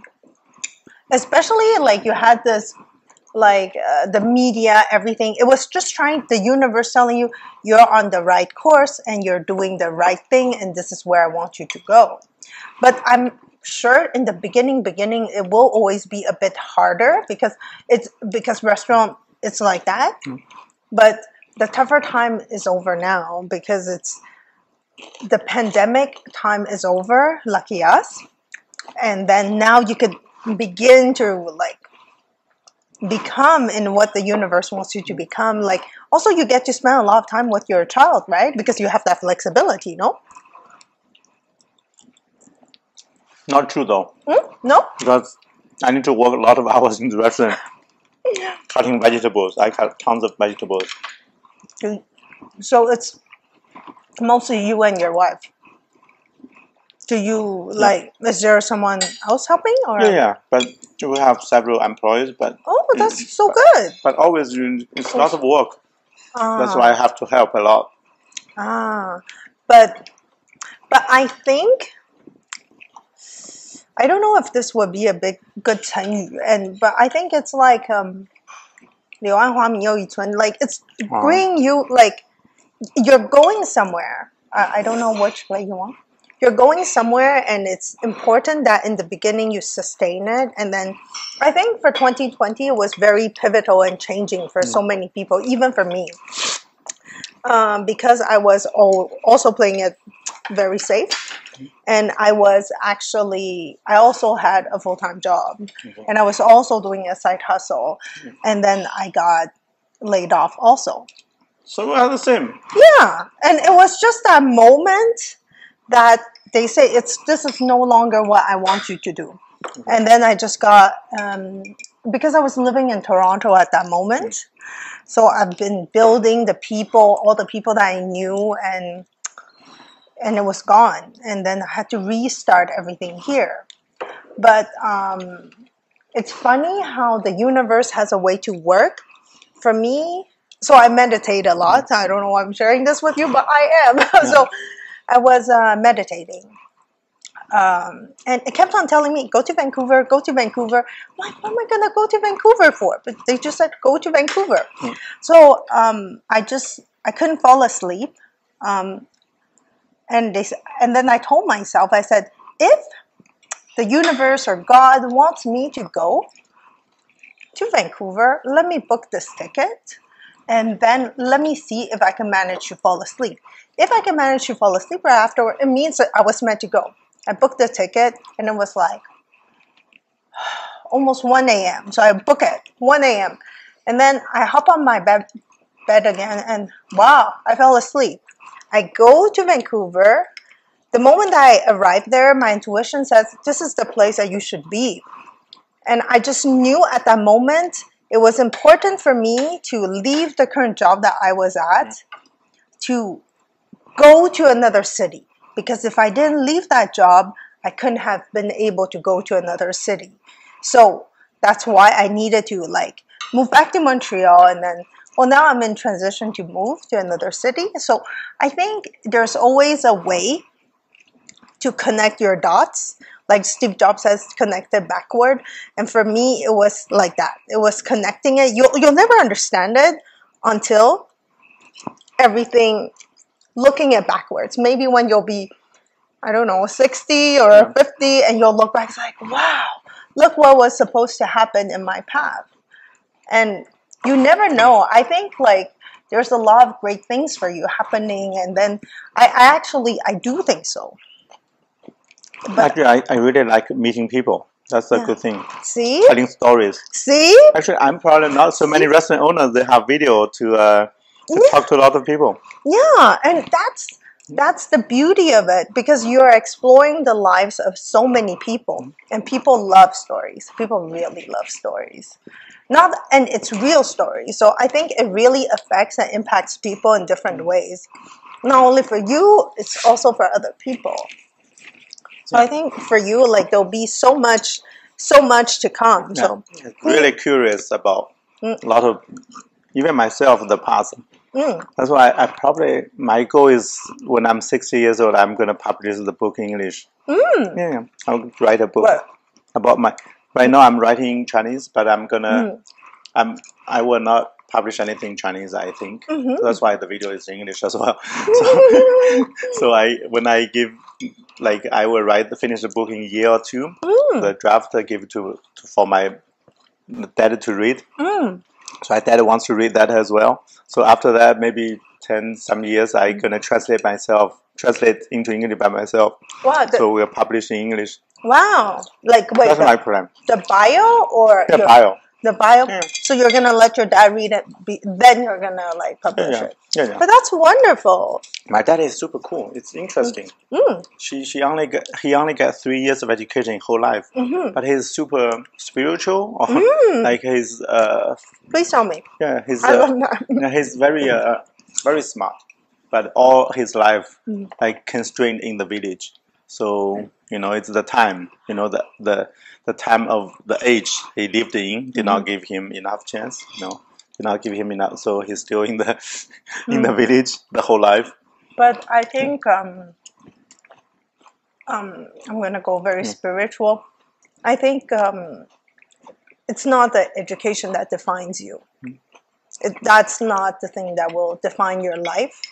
But it's who you are as a person, how you impact, how you choose to love and help other people that really impact people's life. And I think you said your father has so much wisdom, right? Yeah. And I believe they do. Like, at the beginning, I wanted to write a book about them, about my parents, But then I need to write when I was young, when I was 10, 12, so that all the memories, I want to get it intertwined with their struggle, their it's so nice. I guess that would be half, But that's so good because for them, they are like so good. my mom. She never got any education in her whole life. She could not read. He cannot read, cannot write. Oh my God! So that their generation in the village they had the life you cannot imagine. So hard for them. So they must be so proud. Look, it's all the time. I was the first one went to university in the whole village. So we had like a big dinner, like a banquet for the relatives. Like even we had a movie. Wow. But in your honor, wow. Yeah, we had it's the countryside. You have a small house. You have a open field for doing the greens. Oh, what? Every the house. Drums? Yeah. No, not dagu. Is like a No, it's not. It's that. It's the you have a very level, clean place to sun dry some greens. You do that. So that is a space next to your house, very clean, very very even grounded. So they set up a screen. So you hire one. They go to a village. They set up a screen and play a movie. Oh, really? At night. So there's no cinema that time. There was no cinema from the countryside. So once a while in the summer at night, starting 9 or 8 when it's dark. So they tie the screen to 2 trees. Yeah. So they're gonna have the machine at the distance. They show a movie. I think I saw a show that it's here in Montreal as well. The open moving parks. Before the pandemic, every year they have the parks in Montreal. They show some movie for kids or whatever, the family movies. So you can go with your kids, the whole family, just like either sitting in the car or you put a chair, bring your foldable chair to watch in the park here in Montreal. I think I saw that in Montreal, but I also saw a show that showed a scene of people watching it in the village too. Yeah. And it was like so amazing. It's like a very incredible experience because you're all surrounded with your neighbors and people. All neighbors. And you could just express. That's only your entertainment you had that time. That was a big thing because we never had a chance to watch a movie. So that's only once or twice a year in the summer. So they will have the announcement. People tell each other, long time ago. They will say, okay, Friday night or night, there's a movie. They're going to show a movie. Some gunfighting or whatever the movie. And when we were super young, 7, 8, so some kids, when you watch the movie there in the summer at night and you fall asleep, the adults just hit them. Because your kids falling asleep and then you need to bring them back home and they come back to watch the movie again.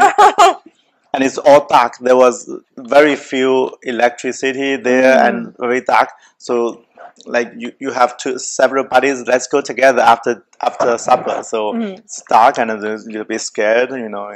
But it's very beautiful because it's an experience that cannot be traded. Because how you grew up and seeing that and becoming I don't know how to express it, but I think it's something very beautiful.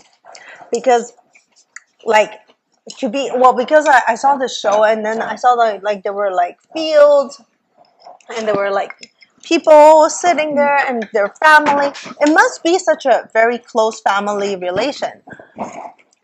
And it's actually very good for your health, I think.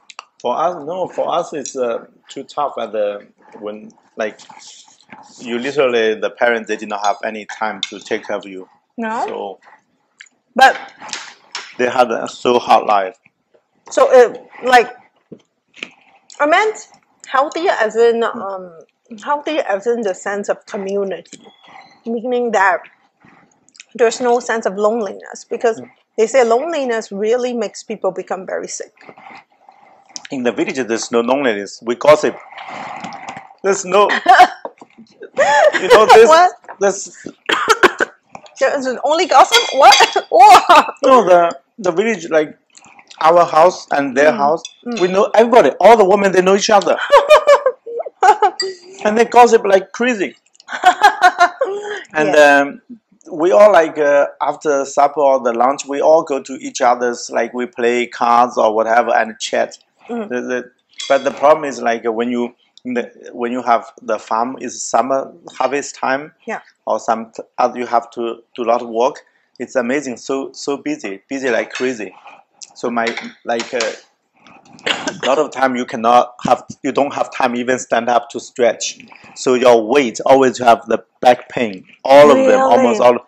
My mom is 20 centimeters shorter than she is. She's the huge humpback this. Really? There's literally this disc on the back, bulging out from his spine. Wow, that's crazy. So I asked why you were like this. She get that. She was like that when she was probably 30 years old. Wow. Yeah, because you just literally you did not have time to stand up because you have to keep bending down and to either the harvest the paddy or other stuff. Otherwise if you don't finish it, you have so much work to do. If you don't finish it in time, like in the summer there's a thunder shower and they're gonna ruin all the grains. So Wow. people always rushing. So that's why they beat us. You know, if we don't listen, we waste the time. And you're gonna rain. The shower in the summer is kind of, one moment it's sunny, 5 minutes later, and it was pouring rain. Oh and then the rain still on the, I told you, the plane next to we were stretching them very thin to sun dry. They have to be very, very dry to be putting a storage. See, that's why we have to thank all the farmers out there. It's crazy. That time because you guys are responsible of feeding so much people in the city, in the village. Especially at that time, amazing. We did not have a lot of good machines, so a lot of them is by hand. So imagine that kind of work. So that generation was really crazy. Wow. That generation. That's why they beat you. They when we were kids, nobody care you were happy or not. Like parents won't have time to care about you were happy, you're lonely, you're a little bit sick, it's fine. Very sick, they worry. And if you're not dying, it's perfect. Well, it's true. Yeah. They just wanted to make sure there was food on the table. And we 3 kids, 3 brothers, always fight. Oh my God. We fought each other, and then my father gonna punish all of us together because I guess he did not want to be a judge. He did not want to say who's right, who was wrong. So just punish us all the same. Literally like with a cane or stick to beat us. And you still kept on doing it, right? Even if your father beat you up, right? But you're like, no, I'm not gonna behave. Let me play. But we all respected that kind of the discipline. Like even the old time, the Chinese teachers, old time, like 200 years ago, the teacher always have that ruler, right, to beat you. Did you hear that story from your parents' old times? The ruler, no. No, in the class school, if you cannot recite properly, you cannot recite properly, you're gonna stretch your hand, and then the professor or the teacher gonna hold your hand like this, use a ruler to slap. I didn't know about the ruler, but I did get like. And the ruler is wood. Wooden ruler. I did get the stick though when I was a child. That's not right here. Because I got 60. I got 60, a pass. I'm like, why are you hitting me? I got a 60, I passed. 60 is so low. I know, but even the principal of our village primary school. Yeah. He was once a year. There's a beginning or the end of he was inspiring gather all the students there, like telling his inspiring story. Once he told all of us, yeah, one time I got 98 points. I cried for 2 days. For us. Oh my God. 98 is not accessible. 98 is amazing. No, it's not 100 points. It's not 100%. Give me a break. It's 90. It's an A plus. Okay. Yeah. Our principal cried 2 days when he was a boy. Oh my God. So he usually gets 100? Yeah. And I got a lot of hundreds as well. Wow, that's what in Asia we call 学霸, like people that are like top of the class. I was not. No, but in the primary school, all those subjects supposed to be easy. So normally 96, 98. If you less than 90, probably parents gonna worry. 90? Yeah. What? 90? Yeah. What? It's all 3 plus 5 equals 8. Oh, okay. Legit. Makes sense. But, okay. Yeah. But I still think it's not, 98 is a very nice grade already. Maybe because my standards are different. Because I really believe, maybe because in this generation now, I think... a little bit soft because it's very easy life. But I think it allows you Imagine my father's generation. It was tough. Even my father has the back from the hump as well, but he's not that bad. So he's still doing like this in the back. And my mother is about 20 meters short because of that. Yeah, 20 meters. But 3 years ago, my daughter, when she visited, she just said, "Oh, Grandma, you are so small." Seriously, she was 6. She said, "Grandma, you are so small." She's like 5 foot. Because she was short, but plus that humping and make much shorter. But you know what? Like and every time I call her, like as a phone conversation, she was say, "Have you eaten? Have you eaten?" And then she's silent. And before, like we had a baby, she said, "Is she pregnant?" Yeah. But I think that's the way of showing love is like, did you eat? Yeah, have you eaten? And also I always ask how do you do, right? It's like your body okay, your health okay. She always said, "Yeah, it's like it's the same. It's I have pain everywhere. It's always the same. For my mom, she got pain every day. The same, like the knees, waist, the back, everywhere is pain. For her, it's like for her life, like maybe ongoing for 40 years already." Did your mother have some dreams in her? She wanted to stay in the village, or was she? That generation, you barely see people with that life they live, hardship. I barely would guess they have kind of dream, like even they don't read or sometimes. That's why we think too much when you read. You think about your life, it's...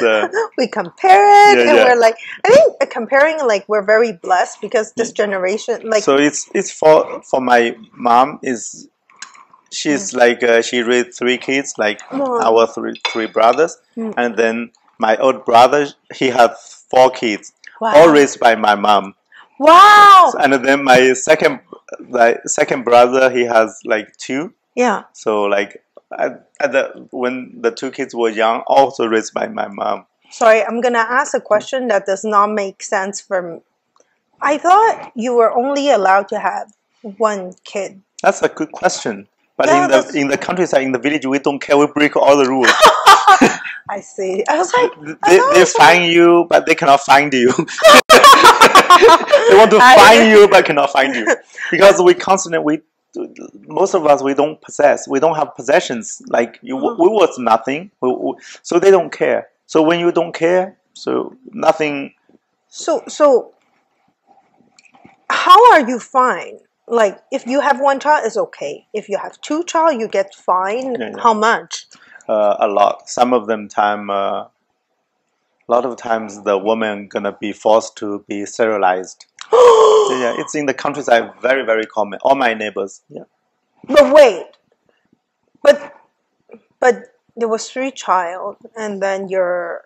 Me, because I was born in 1979. That year only started. So my family is fine. Sterilized women at 1979? No. The 1-child policy started in 1979. Oh. So I was born there. So even I have 2 older brothers. I was the last sheep. I was on the last sheep. It's like, it's okay. That's why I probably, a lot of people, they, 看相, you tell your fortune, right? Yeah. Some people said, I probably, my life is glorious life. Some people said I could be an emperor. Wow! Well, there's no emperor, but means you can live a great life. Emperor, dictator. No, emperor could be... very nice emperor. Yeah. Very kind, beloved. There's different kinds. Yeah. And you can be very, very loving. But they say my name, the old person with beard. That's why I have this beard. One day, if my restaurant not working out, the IT job is not, career is done, I can sit by the street side and say, "Hey, young lady, do you want to know when you get married? I can tell. Just show me your hand."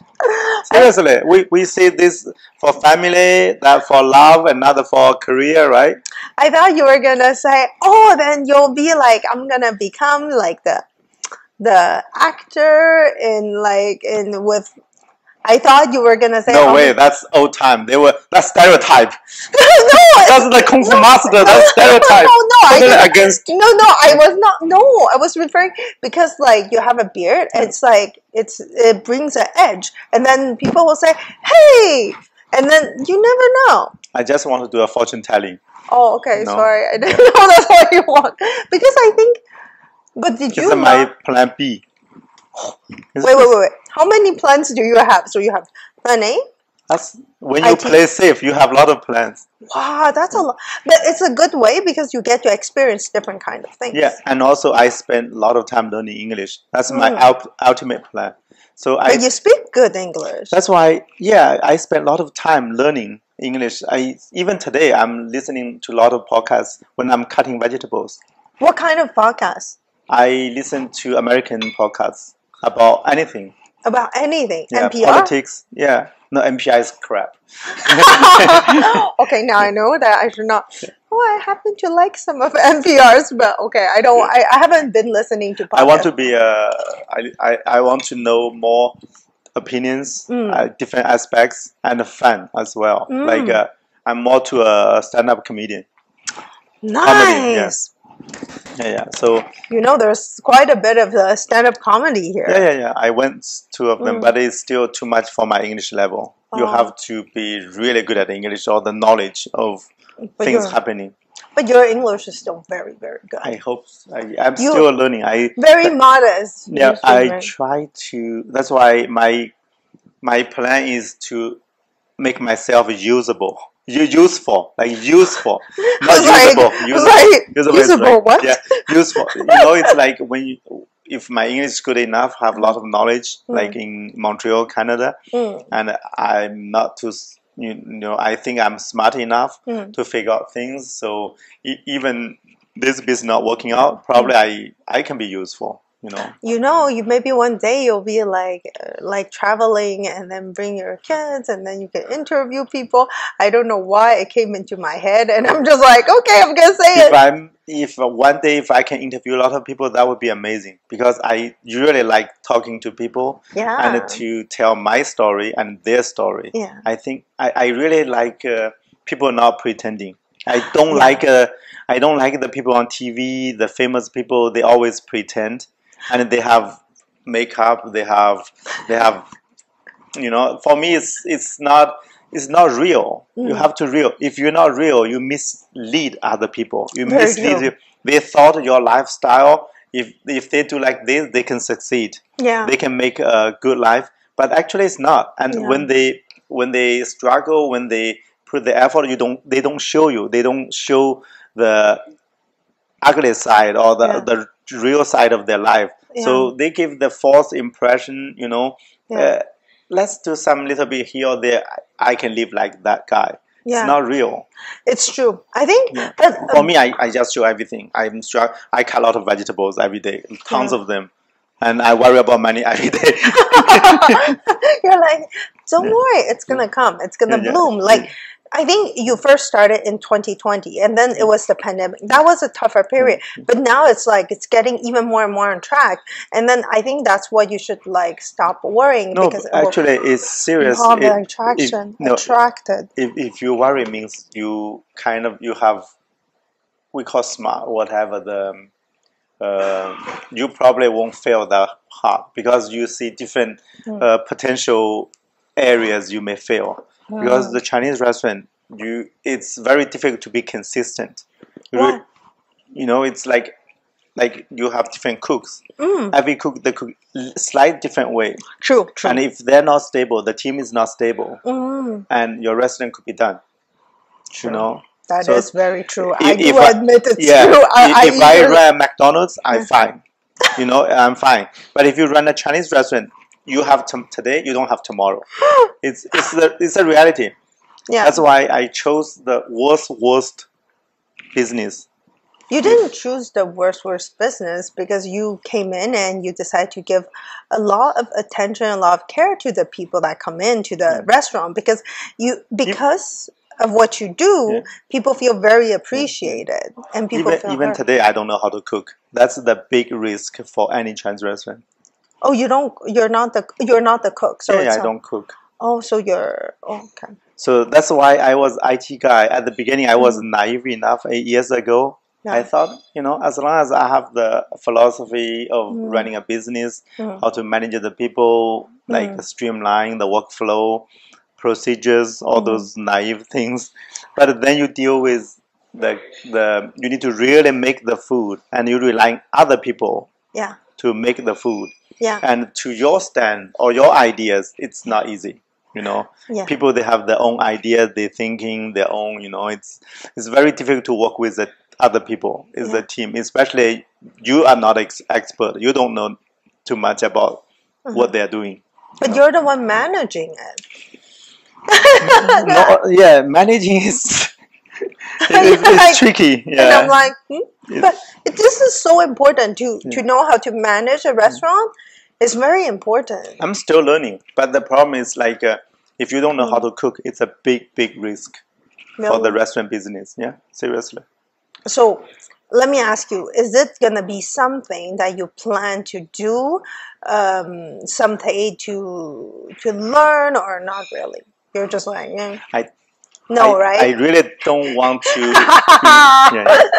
I was like, my curiosity, but no, right? Yeah, but it's like I hope I can manage the front. Yeah, and the back, I want to keep a good relationship with a good team. Yeah. But if somebody has to be replaced or something, you live with the result. You live with reality.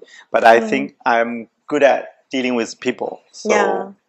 But that's a very good thing, because when you know how to manage a team, manage the people, it allows you to keep a very good relationship. And at the end, I think I'm very soft. That's a good personality. I'm very soft with anybody. Yeah. I feel like I work for them instead of they work for me. Yeah. Because you have to be really to be able to see their perspective. Like you know, they are doing the hard lifting. You know, you cannot like ask them to do this or that. You know?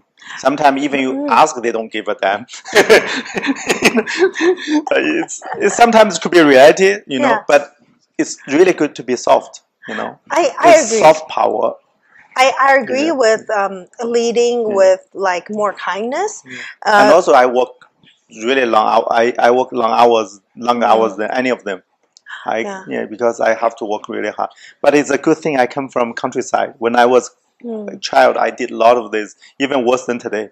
So it's a destination. It's a destiny. Yeah. It's meant to be this way.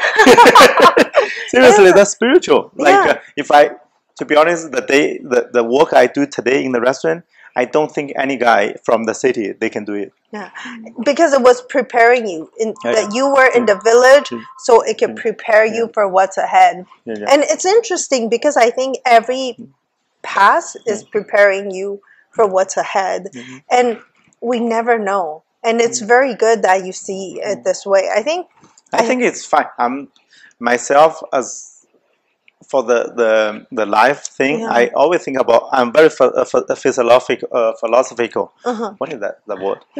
You're very philosophical. Yeah, philosophical. So because I think a lot of stuff, even about death, about the life, it's for me it's very simple, and that's why most things matters to me is I can tell stories, to record things, to make sure like when you lived, and somehow it's recorded. Yeah. And when you look back or one day, that's why even the video, if nobody watches the video, I feel bad. But it's not too bad, you know. As long as you in the internet age, you create those bits of information of recording, it's a garbage.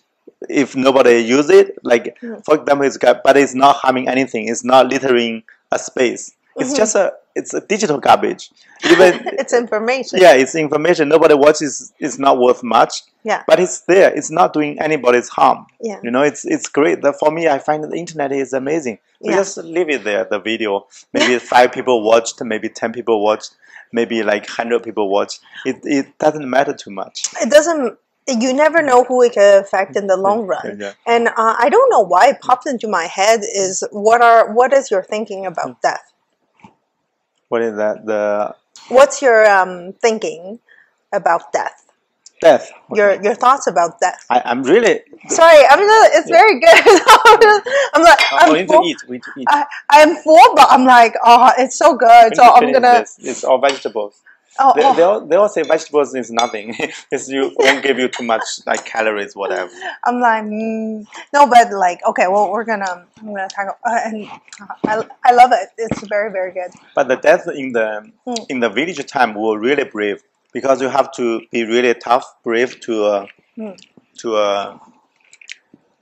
fight off the bullies. For that time, the big boy or big guys, they beat you. But then we use anything we can find as a weapon to fight back.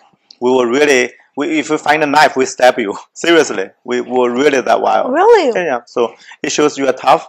So if you are not worried about being injured, and then you, you will come up with victorious. So you're very resilient. Basically. Yeah, it's just really bold. You have to be bold.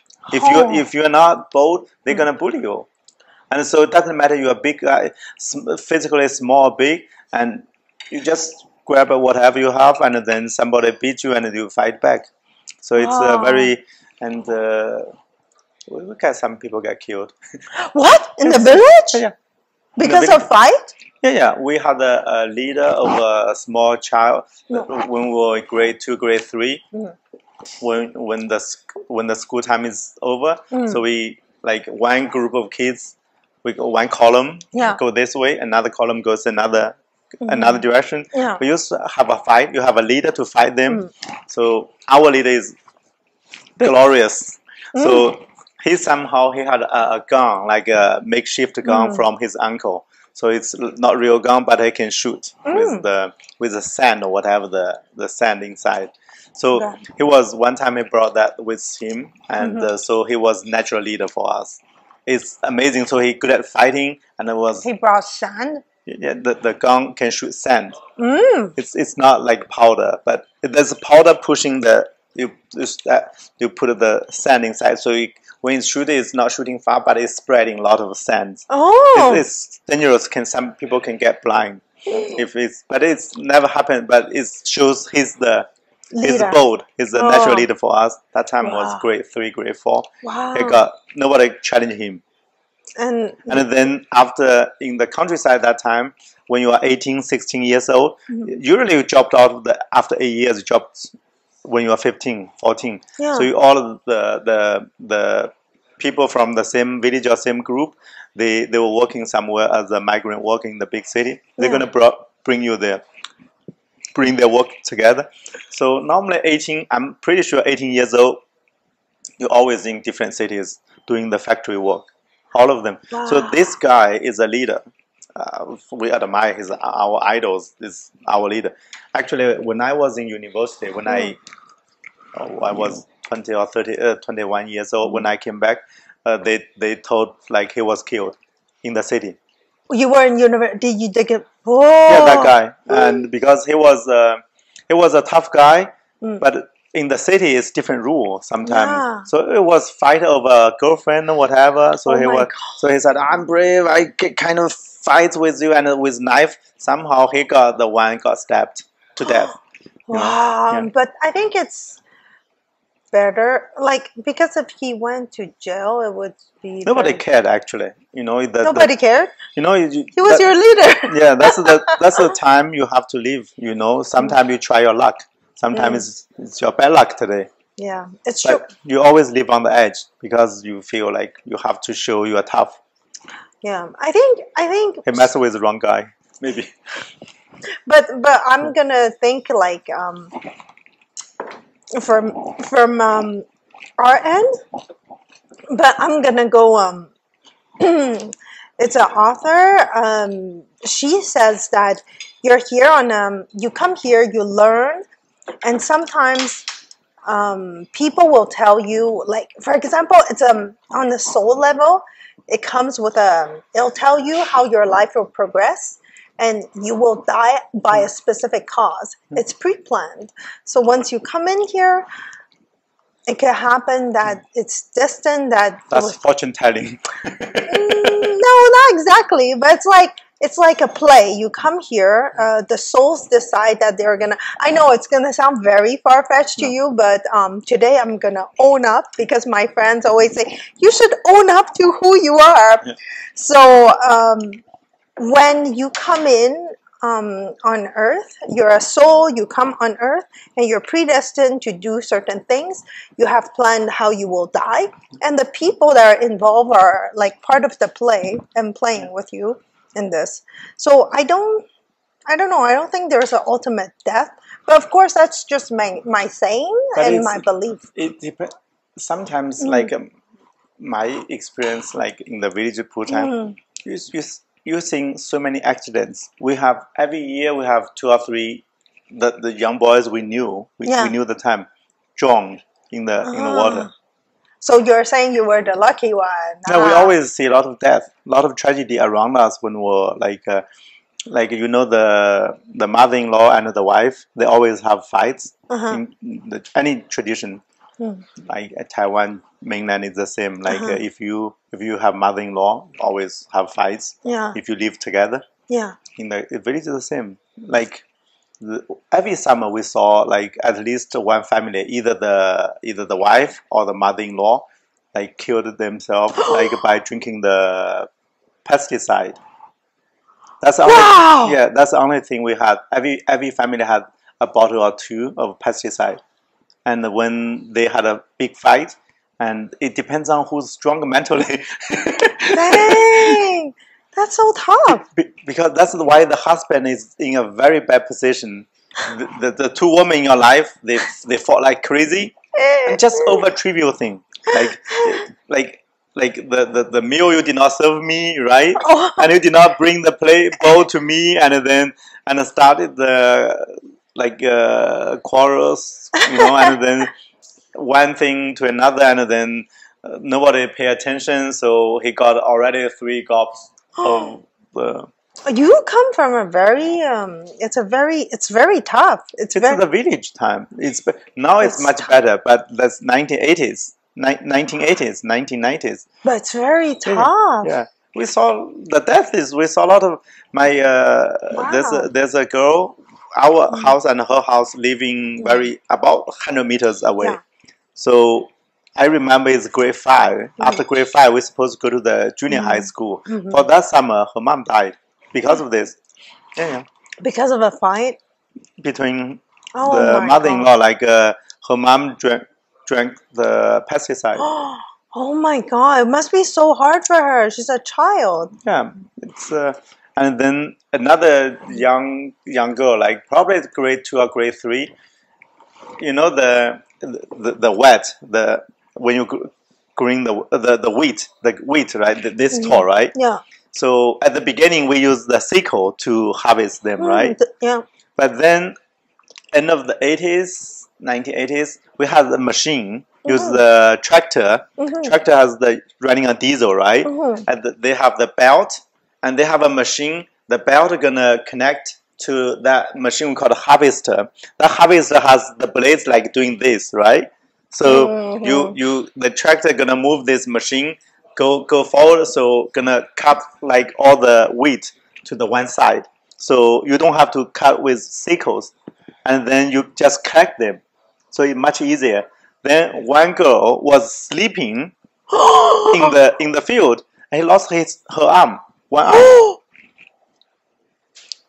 Oh my God, this is so scary. Never sleep in the field, guys. Yeah, she was like she was 9, 10, I believe. It's from another group, so it's not our group, another group. So when like they after the summer, they said the next semester. Like she did not go to the school. They said, okay, her lost one arm. It's accidents everywhere. So we probably, from my experience, I saw death very differently. For me, I like in the university time when I was first time. You know, the senior high school for us is not a city; it's still countryside. The Xian. So the university, Tianjin University, is the real. Tianjin is the city, so it's a real city for us. So the first time I went there, it's really had the feeling of the inferior feeling a lot. So I was super insensitive. I kind of had a lot of physical fights with classmates. Wow, you had a lot of anger, I guess. A lot of anger. That time, it's very bad.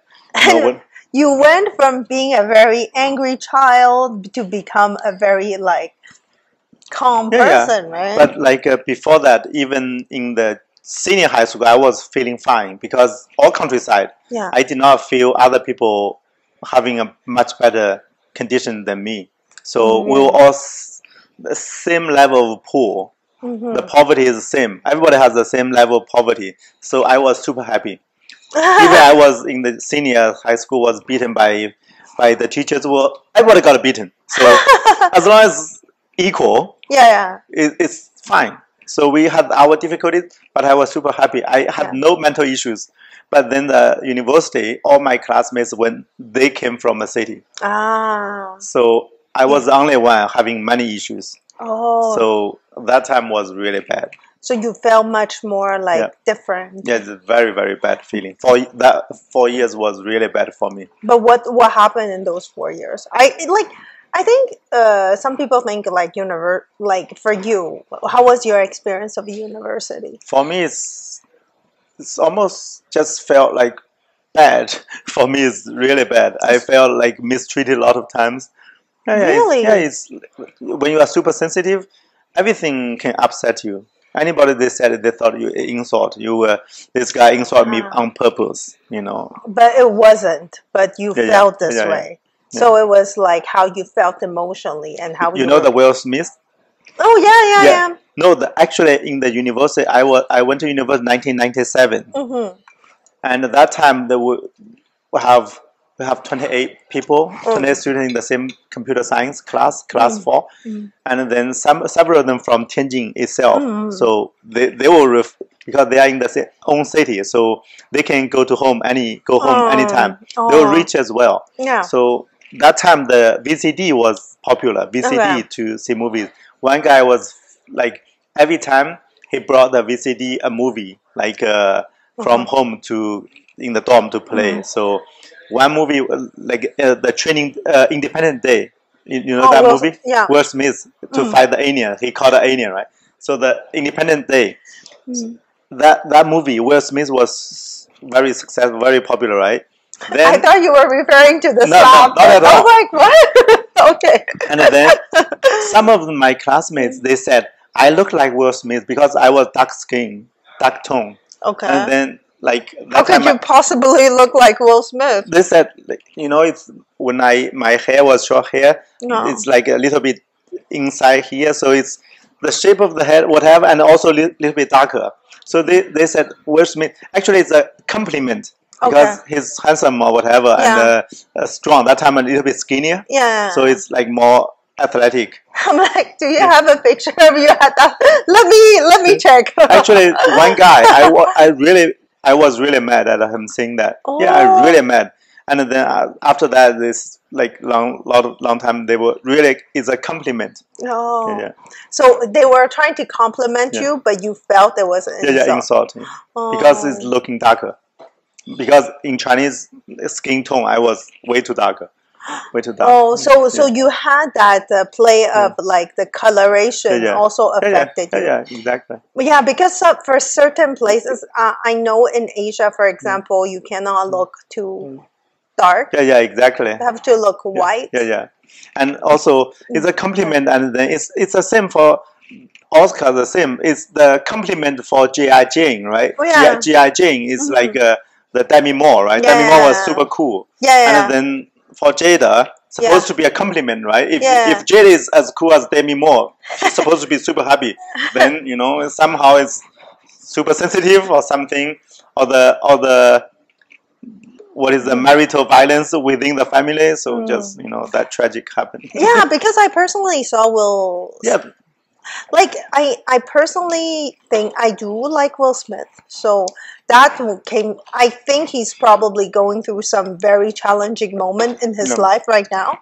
That's why he would just go. We call it controlling freak, the wife. I think maybe it has to do with like.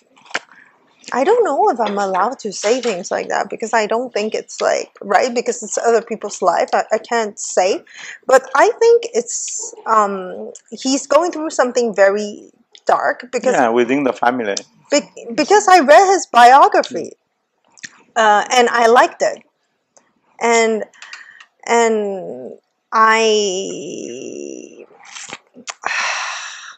because he does come from a very violent background. And also the wife. Sometimes some wife, they are more controlling. Look at what happened to Johnny Depp and Amber Heard. Oh, I didn't know. Oh. You see? The woman is crazy. No, not necessarily. I'm going to say it's different case because Jada was actually, she wanted an open relationship and she was sleeping with the son's friend. Yeah. And it really affected Will Smith, I guess. But I don't know. But I think I heard that too. Is that fact or? It's a fact. Really? Yeah, she sleeps with, yeah. So he's not mad, and he's mad at Chris Rock? Yeah, he should never have been That's a different level. I know. That's why I was surprised because he's I thought it was a rumor. No, it's true. You never know what is. It's completely true, and she said it on internet too. And I'm That's just true. Like, not good. But this being said, if we're referring to Amber Heard and Johnny Depp, I think, I was very surprised about what happened to Johnny. I mean, like, he's very talented. So actually, they said a lot of good things about Johnny Depp after this kind of trial. Yeah. Yeah, they kind of is helping him a lot more than before. But that's a good thing because he lost quite a bit of show, right? Because you will see, like, at least it's genuine. This person is a genuine person. Look at that woman. You know, it's in Chinese also, we don't mess with women. They can ruin your life. Yeah, exactly. They can totally ruin your. I hate to say it. They have a lot of mental, a lot of mental games. They are too smart. Yeah, they can play you easily. I hate to say it is the truth. Sometimes, not some of them. Like some of them are really great. My wife is great. Yeah. Like, I think some. It depends of which type, but you really have to watch out, really, because there's so much like I hate to say this because some of us. You know that in Chinese we say 三个女人一台戏, so 3 women, 1 drama. You heard that? I think I heard of 3 women together. It's a whole epic drama. So it's 1 or 3 different 3 drama. No, 3. As long as you put 3 women together, they can make the world wonderful, colorful. They will have all kinds of dramas, fights, the stories. It just takes. It's more than Hollywood. It takes 2 or 1. One Really? Could really. Sometimes. But I think I do agree. Sometimes you'll meet like people that could be really. It depends of people. Some of them could be really, really. Tricky, but there's like still very nice women like your wife. A lot of them. It depends who you meet, and I think it's actually a life lesson. You need to be spiritual. It's a life lesson. Like the person that came here to harm you is here to teach you a life lesson about your life concerning your growth, who you are as a person. So I think that the challenge inside is, how do you let go of the situation and forgive? Because when you don't forgive, sorry, I don't know what I'm saying. I think when you forgive a lot of people and the situation, it helps your body to heal and become better. I think one thing I have to, one point I have to raise is like, when you talk about spiritual, those meaning of life, but let's talk about if it's only about yourself. If you're in a relationship, that would be 100 times more complicated, complex. True. You see, that's the thing. That will make a lot of people not want to get in a relationship at all. To let go and forgive? To let go and forgive? No, I mean, like, if you want to truly free, you have to stay single all your life. No, not necessary. Very tough. Because like, not necessary. Especially with either marriage or with kids involved. So you have different responsibilities. Yeah. So then you have a lot of, you cannot be free anymore. I'm sorry, it's too good. I'm eating too much. But I think it's not about freedom. It's about the freedom of the mind you will always experience But if you want to, if you say I'm very zen now, this moment, but then you have a young kid there at school having like only 60 points on the grade, and the wife is yelling at you, why did we fail this kid? Like she's only got 60 points, supposed to 98. Oh my God! So how can you keep? Yeah, how can you keep cool? You can breathe in and breathe out, and sometimes I think it's good to take a bit of time out for yourself. You don't totally have to. You cannot time out. You say nicely, please give me some space. I'm go outside to have a timeout. Then your wife say, what the hell? Let's get divorced right now. You're not responsible. No, I think, and you're kind of talking back, and then you kind of get away from me. And you cannot have that timeout. You cannot decide the time, location, you know, like picking a battle. I'm going to give a suggestion, but it's very hard. Even I have a hard time with this. So this is what I've learned from Dolores Cannon. So it's just like this. Whenever someone is mad at you, for example, they're talking blah, blah, blah, like blasting, I'm also learning at this. So for me, it's hard to. So they're talking, it's very violent, and you're listening. You don't have to absorb the energy. Let the energy pass through you like a wall. Be like a wall, like just like let it pass through. You wear a face shield. But for the pandemic, bring out the pandemic face shield. Visualize that. Allow the energy to pass through you and not let it absorb inside. It's very hard because I have a hard time too, because sometimes I'll be like, what do you mean? That's called cross-section. No, but it's when you allow the energy to go through you, you know it doesn't affect you. Meaning that it's like things needs to bounce, right? But if you don't allow it to bounce, it'll go back to the person. V-shape, so aerodynamic, so that negative energy gonna, you know, it will bypass, right? How do you call it? Aerodynamic. Oh, really? When you have the high-speed train or high-speed airplane or the car, aerodynamic, so the air flows is not having too much resistance. Yeah, and then the shape matters. So like this, and but so the air won't be stopped. That's interesting. But if you actually, my research on that, because I'm not a scientist, I think when you do it this way, it allows for the energy to not be absorbed by you. But a lot of times, I think when we are living in a situation, I'm really like, I'm not on top of my game, because sometimes there's days I get angry too. I know like having a kid could be like very stressful because the dynamic is huge, because you're bouncing off energy everywhere. But sometimes when we have tiger mom and a wolf daddy. You said you were very nice. You're very peaceful. How could be your wolf dad? They say that? Wolf? I never heard that. I heard tiger mom though. And there's some daddy. I think it's wolf daddy or whatever daddy. Oh, I never heard of that one. Clearly, I need to get updated on my but I could be wrong. There's some daddy animal associated with the daddy. But because I thought always dad are very peaceful and they are chill out. But most time. You're the chill dad, right? You're like chill. But I think when you're going through, even for me, I have a challenge. Like there's moments I'm like, nah, why do you? But when we allow to let go a lot of what's happening, to forgive and fully let go of the situation. Like, for example, I'm not going to talk too much about it, but for example, sometimes I will be unable to let go of certain things and I hold on to it. It's so tight, it's like so deep inside of me.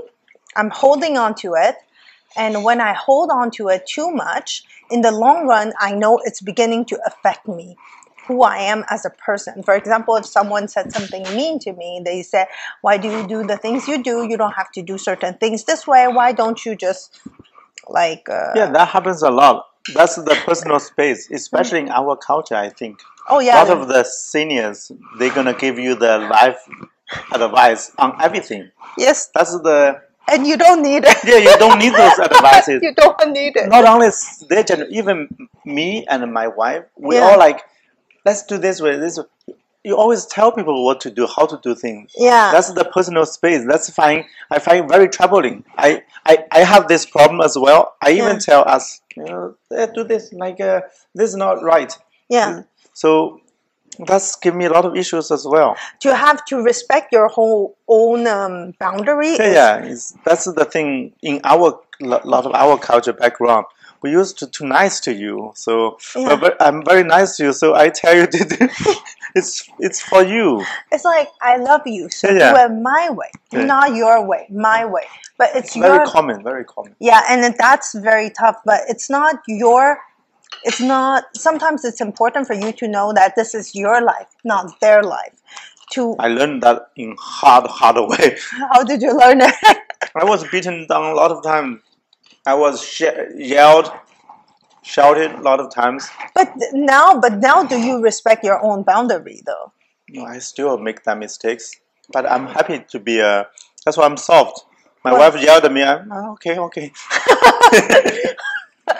This is how to protect. It's good. It keeps a family harmonious. Yeah, play Tai Chi. It's okay. It's okay. But a lot of times maybe it's teaching like. It's teaching you different kind of things, different kind of life situation. But of course, I don't know too much about it. What was I gonna say? I totally forgot. I was onto something important. I don't remember. Actually, remind me. One of the things I like to do is the group seminar with like at least our friends to help each other to respect other people's space. I think. This is gonna fix a lot of issues, avoid a lot of issues. A lot of even every day I have issues with my wife, like on a small thing. It's like when you think, it's a lot of time is just the personal boundary. Sometimes you just be quiet, right? You have to. Yeah. But it's hard because. But I talk a lot. That's really difficult for me to be quiet.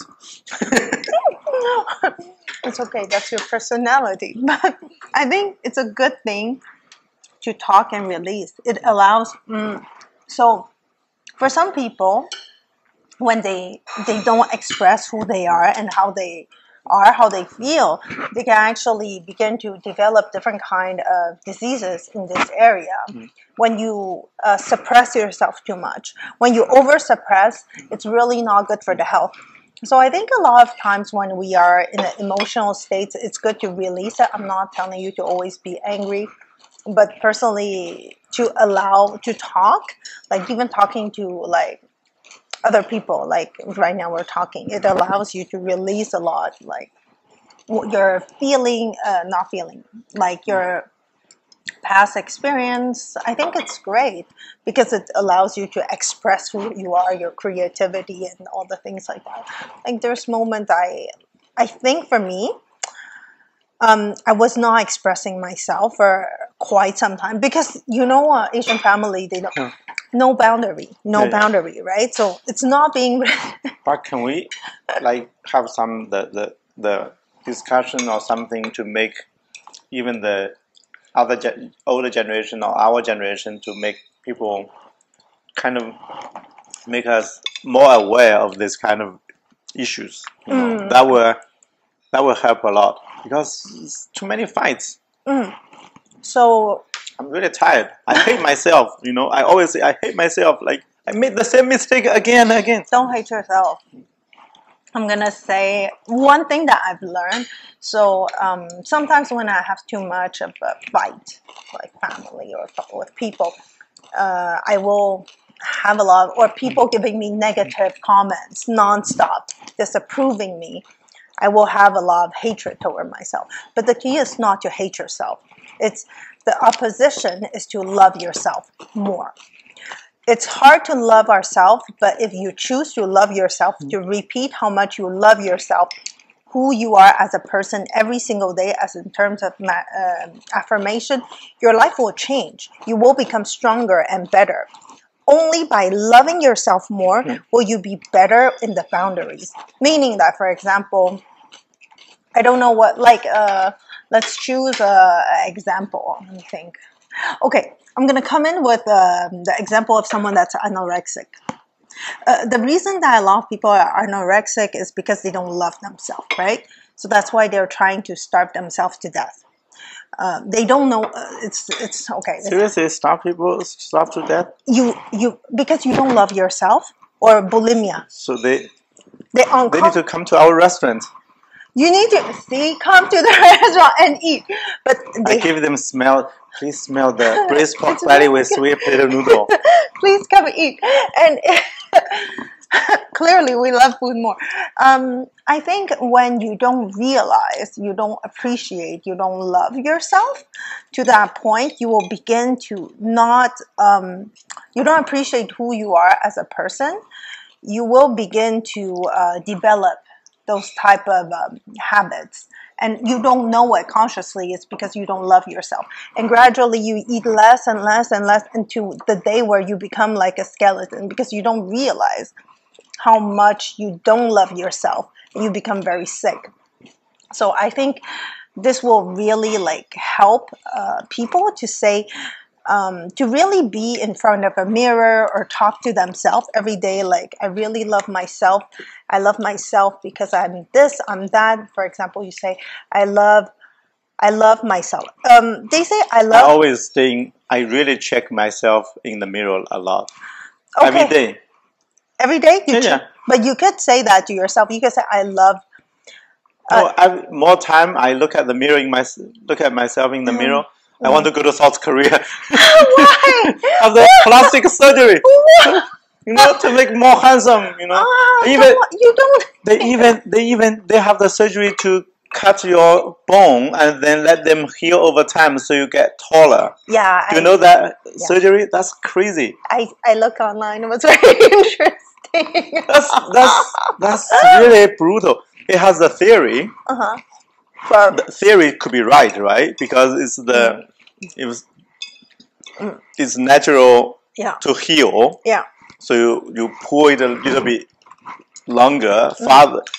There's a gap, so naturally gonna heal, and then that's a great theory, but it's brutal. But apparently there's side effects.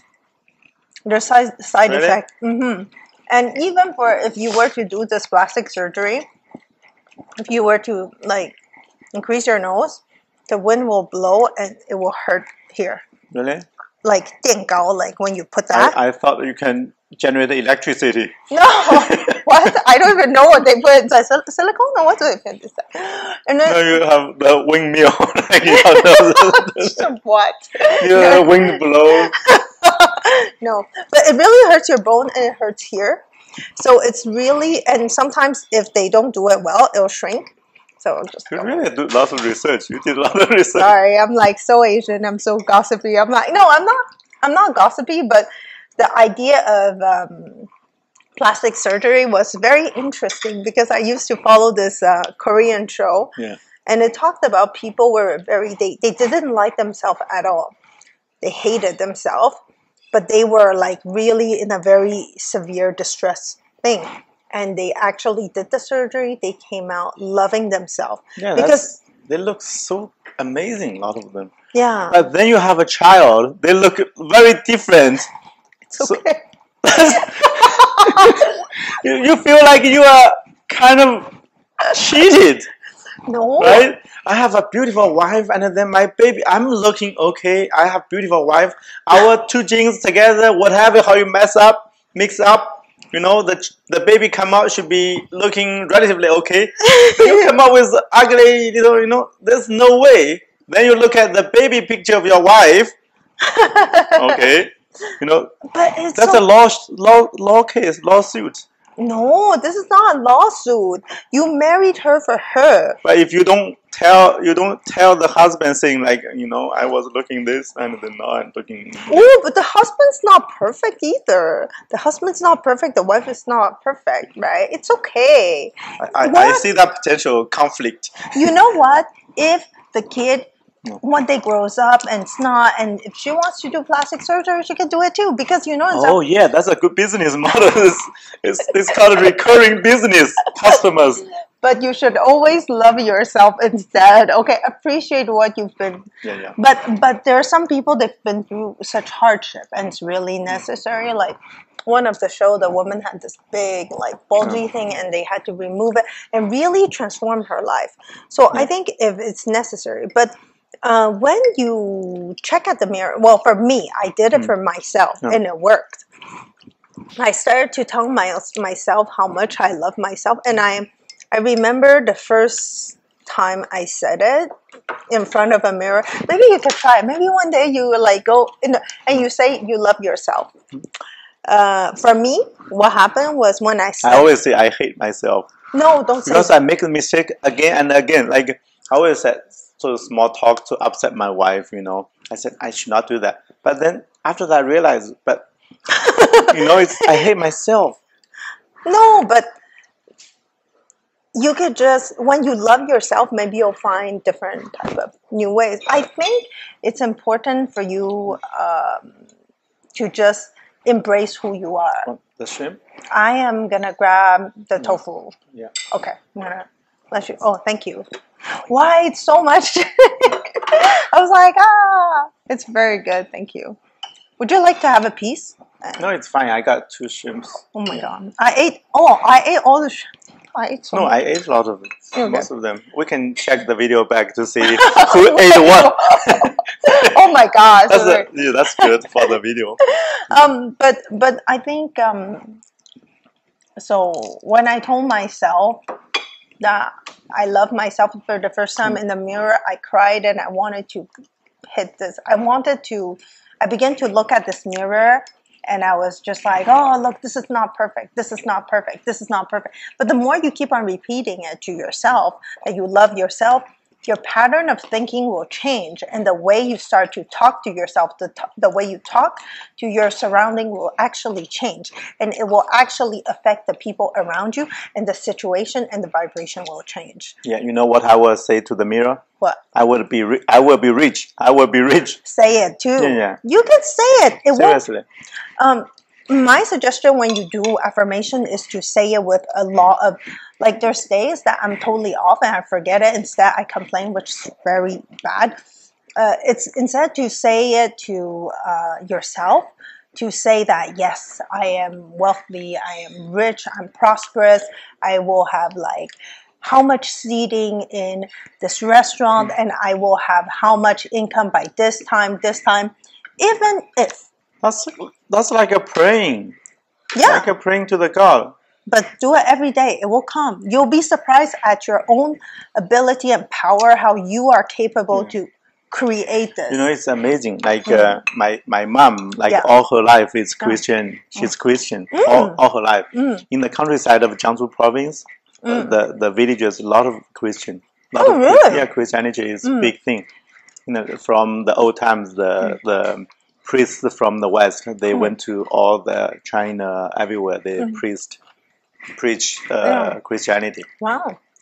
So she always said when we leave our countryside to Tianjin for the university, she always told me I prayed already. When you go everywhere, the boat will be ready, the plane is ready, everything is ready. Yeah. She always told me that. And did it happen that everything was ready for you? No, I did miss some flights sometimes. Then you have to pray hard. Because has another plan, maybe. Oh, it's true. It's very true. Yeah. I'm going to share a story with you. And I am sorry. Now I'm the one that keeps on talking. So I have a couple of years ago. So when I was in university, I always wanted to go to Japan, because I heard there's a very nice program to teach English abroad. I just wanted to experience it. Oh, yeah. So I just thought it's so fun. So I always wanted to do it. I never did it. Then one year, I told myself, okay, can I grab the last tofu? Yeah. Sorry. I'm like in the middle of the story. So because I told myself I'm going to go and do it, I decided to apply. So I applied to Korea, I applied to Taiwan, I applied to Japan, different countries. And because when I applied, the Japanese one took longer, but I already passed the interview for Korea. Yeah. So I said, okay, so I'm just going to go in and I'm going to try to apply. Because I got the thing from Korea, I did not apply for the program in Japan. I said, well, I already got hired by the Korean government. But the embassy would not issue the paper because she said, you don't speak good English. Okay. And I said, what? But I'm speaking English to you now. No. And I was just so confused. Sorry. Maybe you're not white. No. I agree. Okay. So because of that, I got very offended. I don't understand. I did all my education in English, and I speak fluently French. What do? And then I was so shocked. And by that time, the Japanese JET program was done, and I could no longer apply.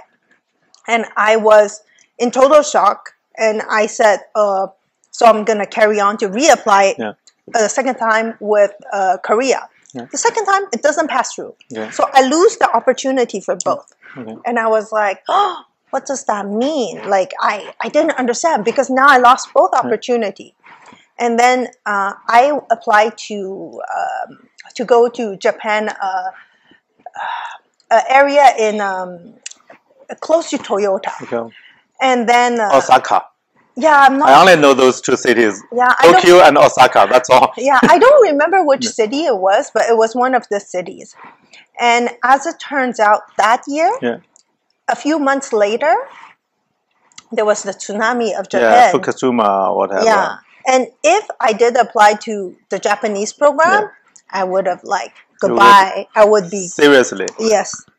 So I'm saying sometimes if there's delay, it's okay. And for me, like there's so much hiccups. And I knew at that moment I'm very much being guarded.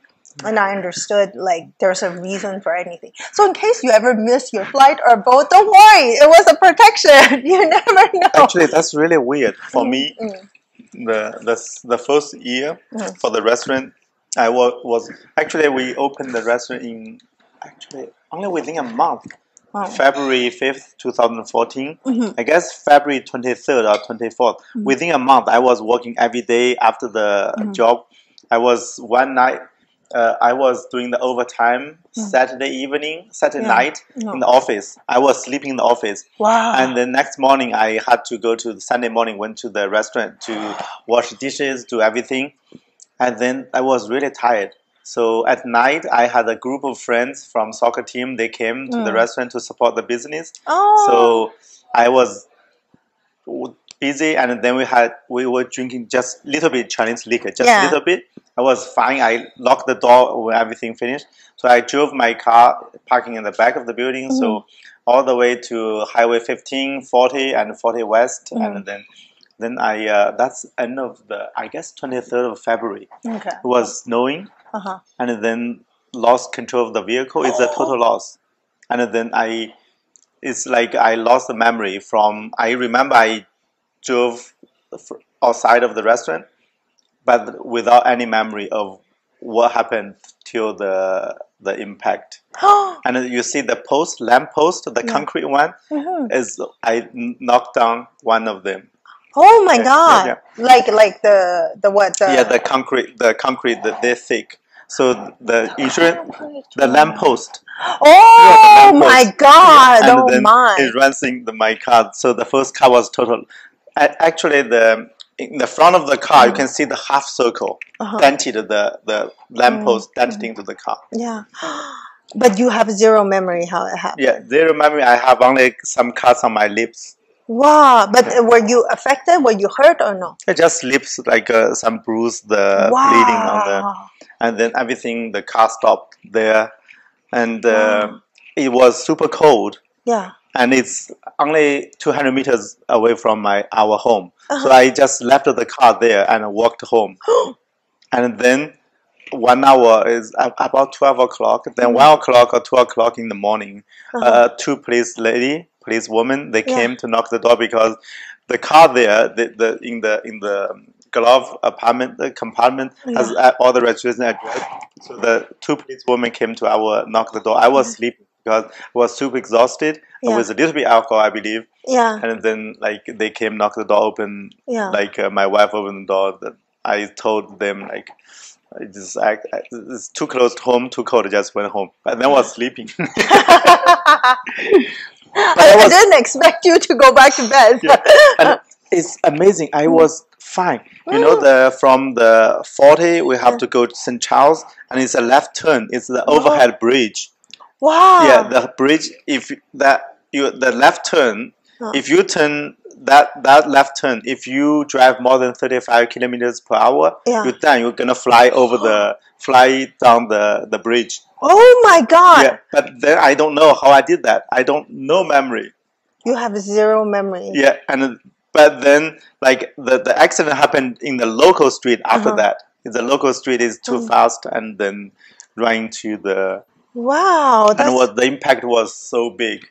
But you were by yourself, and then you myself, and then nobody injured. There's it's 2 o'clock in the early morning in the night. So nobody in the local street. So then you know that's why I feel like protected. It's really it's crazy. So no memory, and that left turn you can never make it if you don't drive very careful. So you were deeply protected, and I think the magic always comes in. The miracles always come in at all moments, and I think it's very shocking, like how we could see the miracle because it happens at all moments. And when they know it's a bad decision, they'll help you prevent it. And they're like, this is no longer what you should do. They will protect you. Actually, 2 years after that, several years after that, I totaled the second car. Don't tell me it's the same lamppost. No, it's the second one is like actually it's when this restaurant opened. I rented a high pressure steam cleaner to clean the floor here. So it's a weekend, and then I have to return into the east. It's a rented machine. I have to return. Then I had to go back to Westland to bring my daughter to a piano lesson. Yeah. It's a Sunday. So it was snowing, and on the Highway 40, a little bit snow, and I went all the way to the east and back to the west island, almost home, and then I was changing I tried to change the lane, just little bit change, and then the car was spinning. I was literally I guess 2 circles on the highway. I was doing this. It was about 60 kilometers, 50 kilometers per hour because I was driving slowly. Because it was snowing at the time. So all the cars driving not too fast, myself also, probably 60 kilometers per hour. So when I was spinning the car in the highway, I literally see the car next to me face to face. Oh my God, that's so dangerous. It's maybe 2 circles or 1 full circle, I'm not sure. And then I was trying to do the brake, but I was super calm. I knew I could die at that moment, but I was super calm. I don't know because I was looking at the guy next to me face to face. Hey, no, I'm just kidding. And then like after 2 spins, and then the car just bumped into a concrete separated on the side, and then was gone. Miracle is the trunk hitting that. Oh my God! So not the front. Boom, and then car stopped. The engine stopped right away, and then like the trunk was deformed, and then I get out of the car. The car stopped. I thought I tried to turn the key. It's not starting. So then I came out, and all the other cars, they stopped saying, "Are you okay?" It's okay. It's the back of the trunk.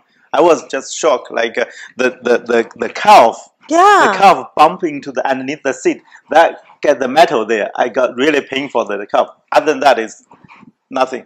I don't know why. I have a feeling that I should say that you have something to do. You must have something to do here. That is why you're so well protected. It's crazy. And then I was trying to. I call my wife. You know, I tell them I have car problem, car accident. I cannot send. The first thing after the car accident, you have to explain, find excuse, explain to your wife to see. I cannot send the kid to the piano lesson. It's not my fault. You don't have to blame yourself. You were in an accident. That's not your. That's the first thing I did, and then I tried to call the insurance company. But before that, I just try the car key. It started. What? Yeah, the engine got the first shock. It started. So you drove to the piano lesson? Yeah, I did drove. I did drive, but the two on the back, two lamps, one was off. Oh my god! Totally off. So I at the home, like I taped a little bit, and then I, because that's the mission you have to finish. The wife gave you the mission for the piano lesson. So I was driving my kids on the Pierrefonds Street to the maybe 10 minutes we'll get to it's a personal lesson, private lesson, so somebody is home. So I drive on the Pierrefonds Street. There's a police station right there. So police just stopped me. The police car just stopped me. How the hell you find me? They said you cannot drive this car. You see, all the lamp is off, totally off, and you had an accident. You cannot drive this. But you hit the side road, right? No, the back to the separator, the concrete. Oh, the side of the. Wow, you always hit concrete, eh? Yeah, concrete. Yeah, okay. Concrete. So both times. So I told the police. I just sent to the. And then I called the insurance. No, you cannot drive this car, 100%. So they asked me to report in the police station. So I bring my kid there. I explain to my baby, today we don't have piano lesson. Okay. And then, so they literally, it's very strict. They told me to follow the police car. To drive to the police station, the parking lot. There, I can never touch the car anymore. So the towing company, insurance sent a towing company to. So I take an Uber to bring my daughter to the piano lesson. Home. No, home. I was like, don't tell me, don't. It's already late because it's 30, 40 minutes already in the police station. Because my daughter was fun. Yay, we're going to police station. But you know what? I think it's an excellent memory, and I think not the part that you got the accident, for the part that the third time is a charm. I cannot total a third one. No, I could die. It will not happen. It will not happen. I'm super careful now because the exhaust. When I feel I'm tired, I always stop. Yeah, that's the lesson. That's a lesson because even before the first accident, I had several. Let me grab water. I had several close call already because I was like so exhausted when I just closed my eyes for several seconds, and then I kind of shocked. Can I open eyes? Oh, you already. It's very close call. But that's very first it's very dangerous. But I always believe that you were in very well protection. That's and the first one, and the police woman was so nice. He said I can charge you like drink and drive. Yeah. Oh really? Yeah, you smell the alcohol in the room. So, but you didn't drink too much. You just drank a little bit, right? Oh, you drank. It's little bit, but with exhaust, what is that? When you're fatigue plus that is a combination, like the Red Bull and the drugs. I heard when you're very tired, it's just as if it's fatigue. Yeah.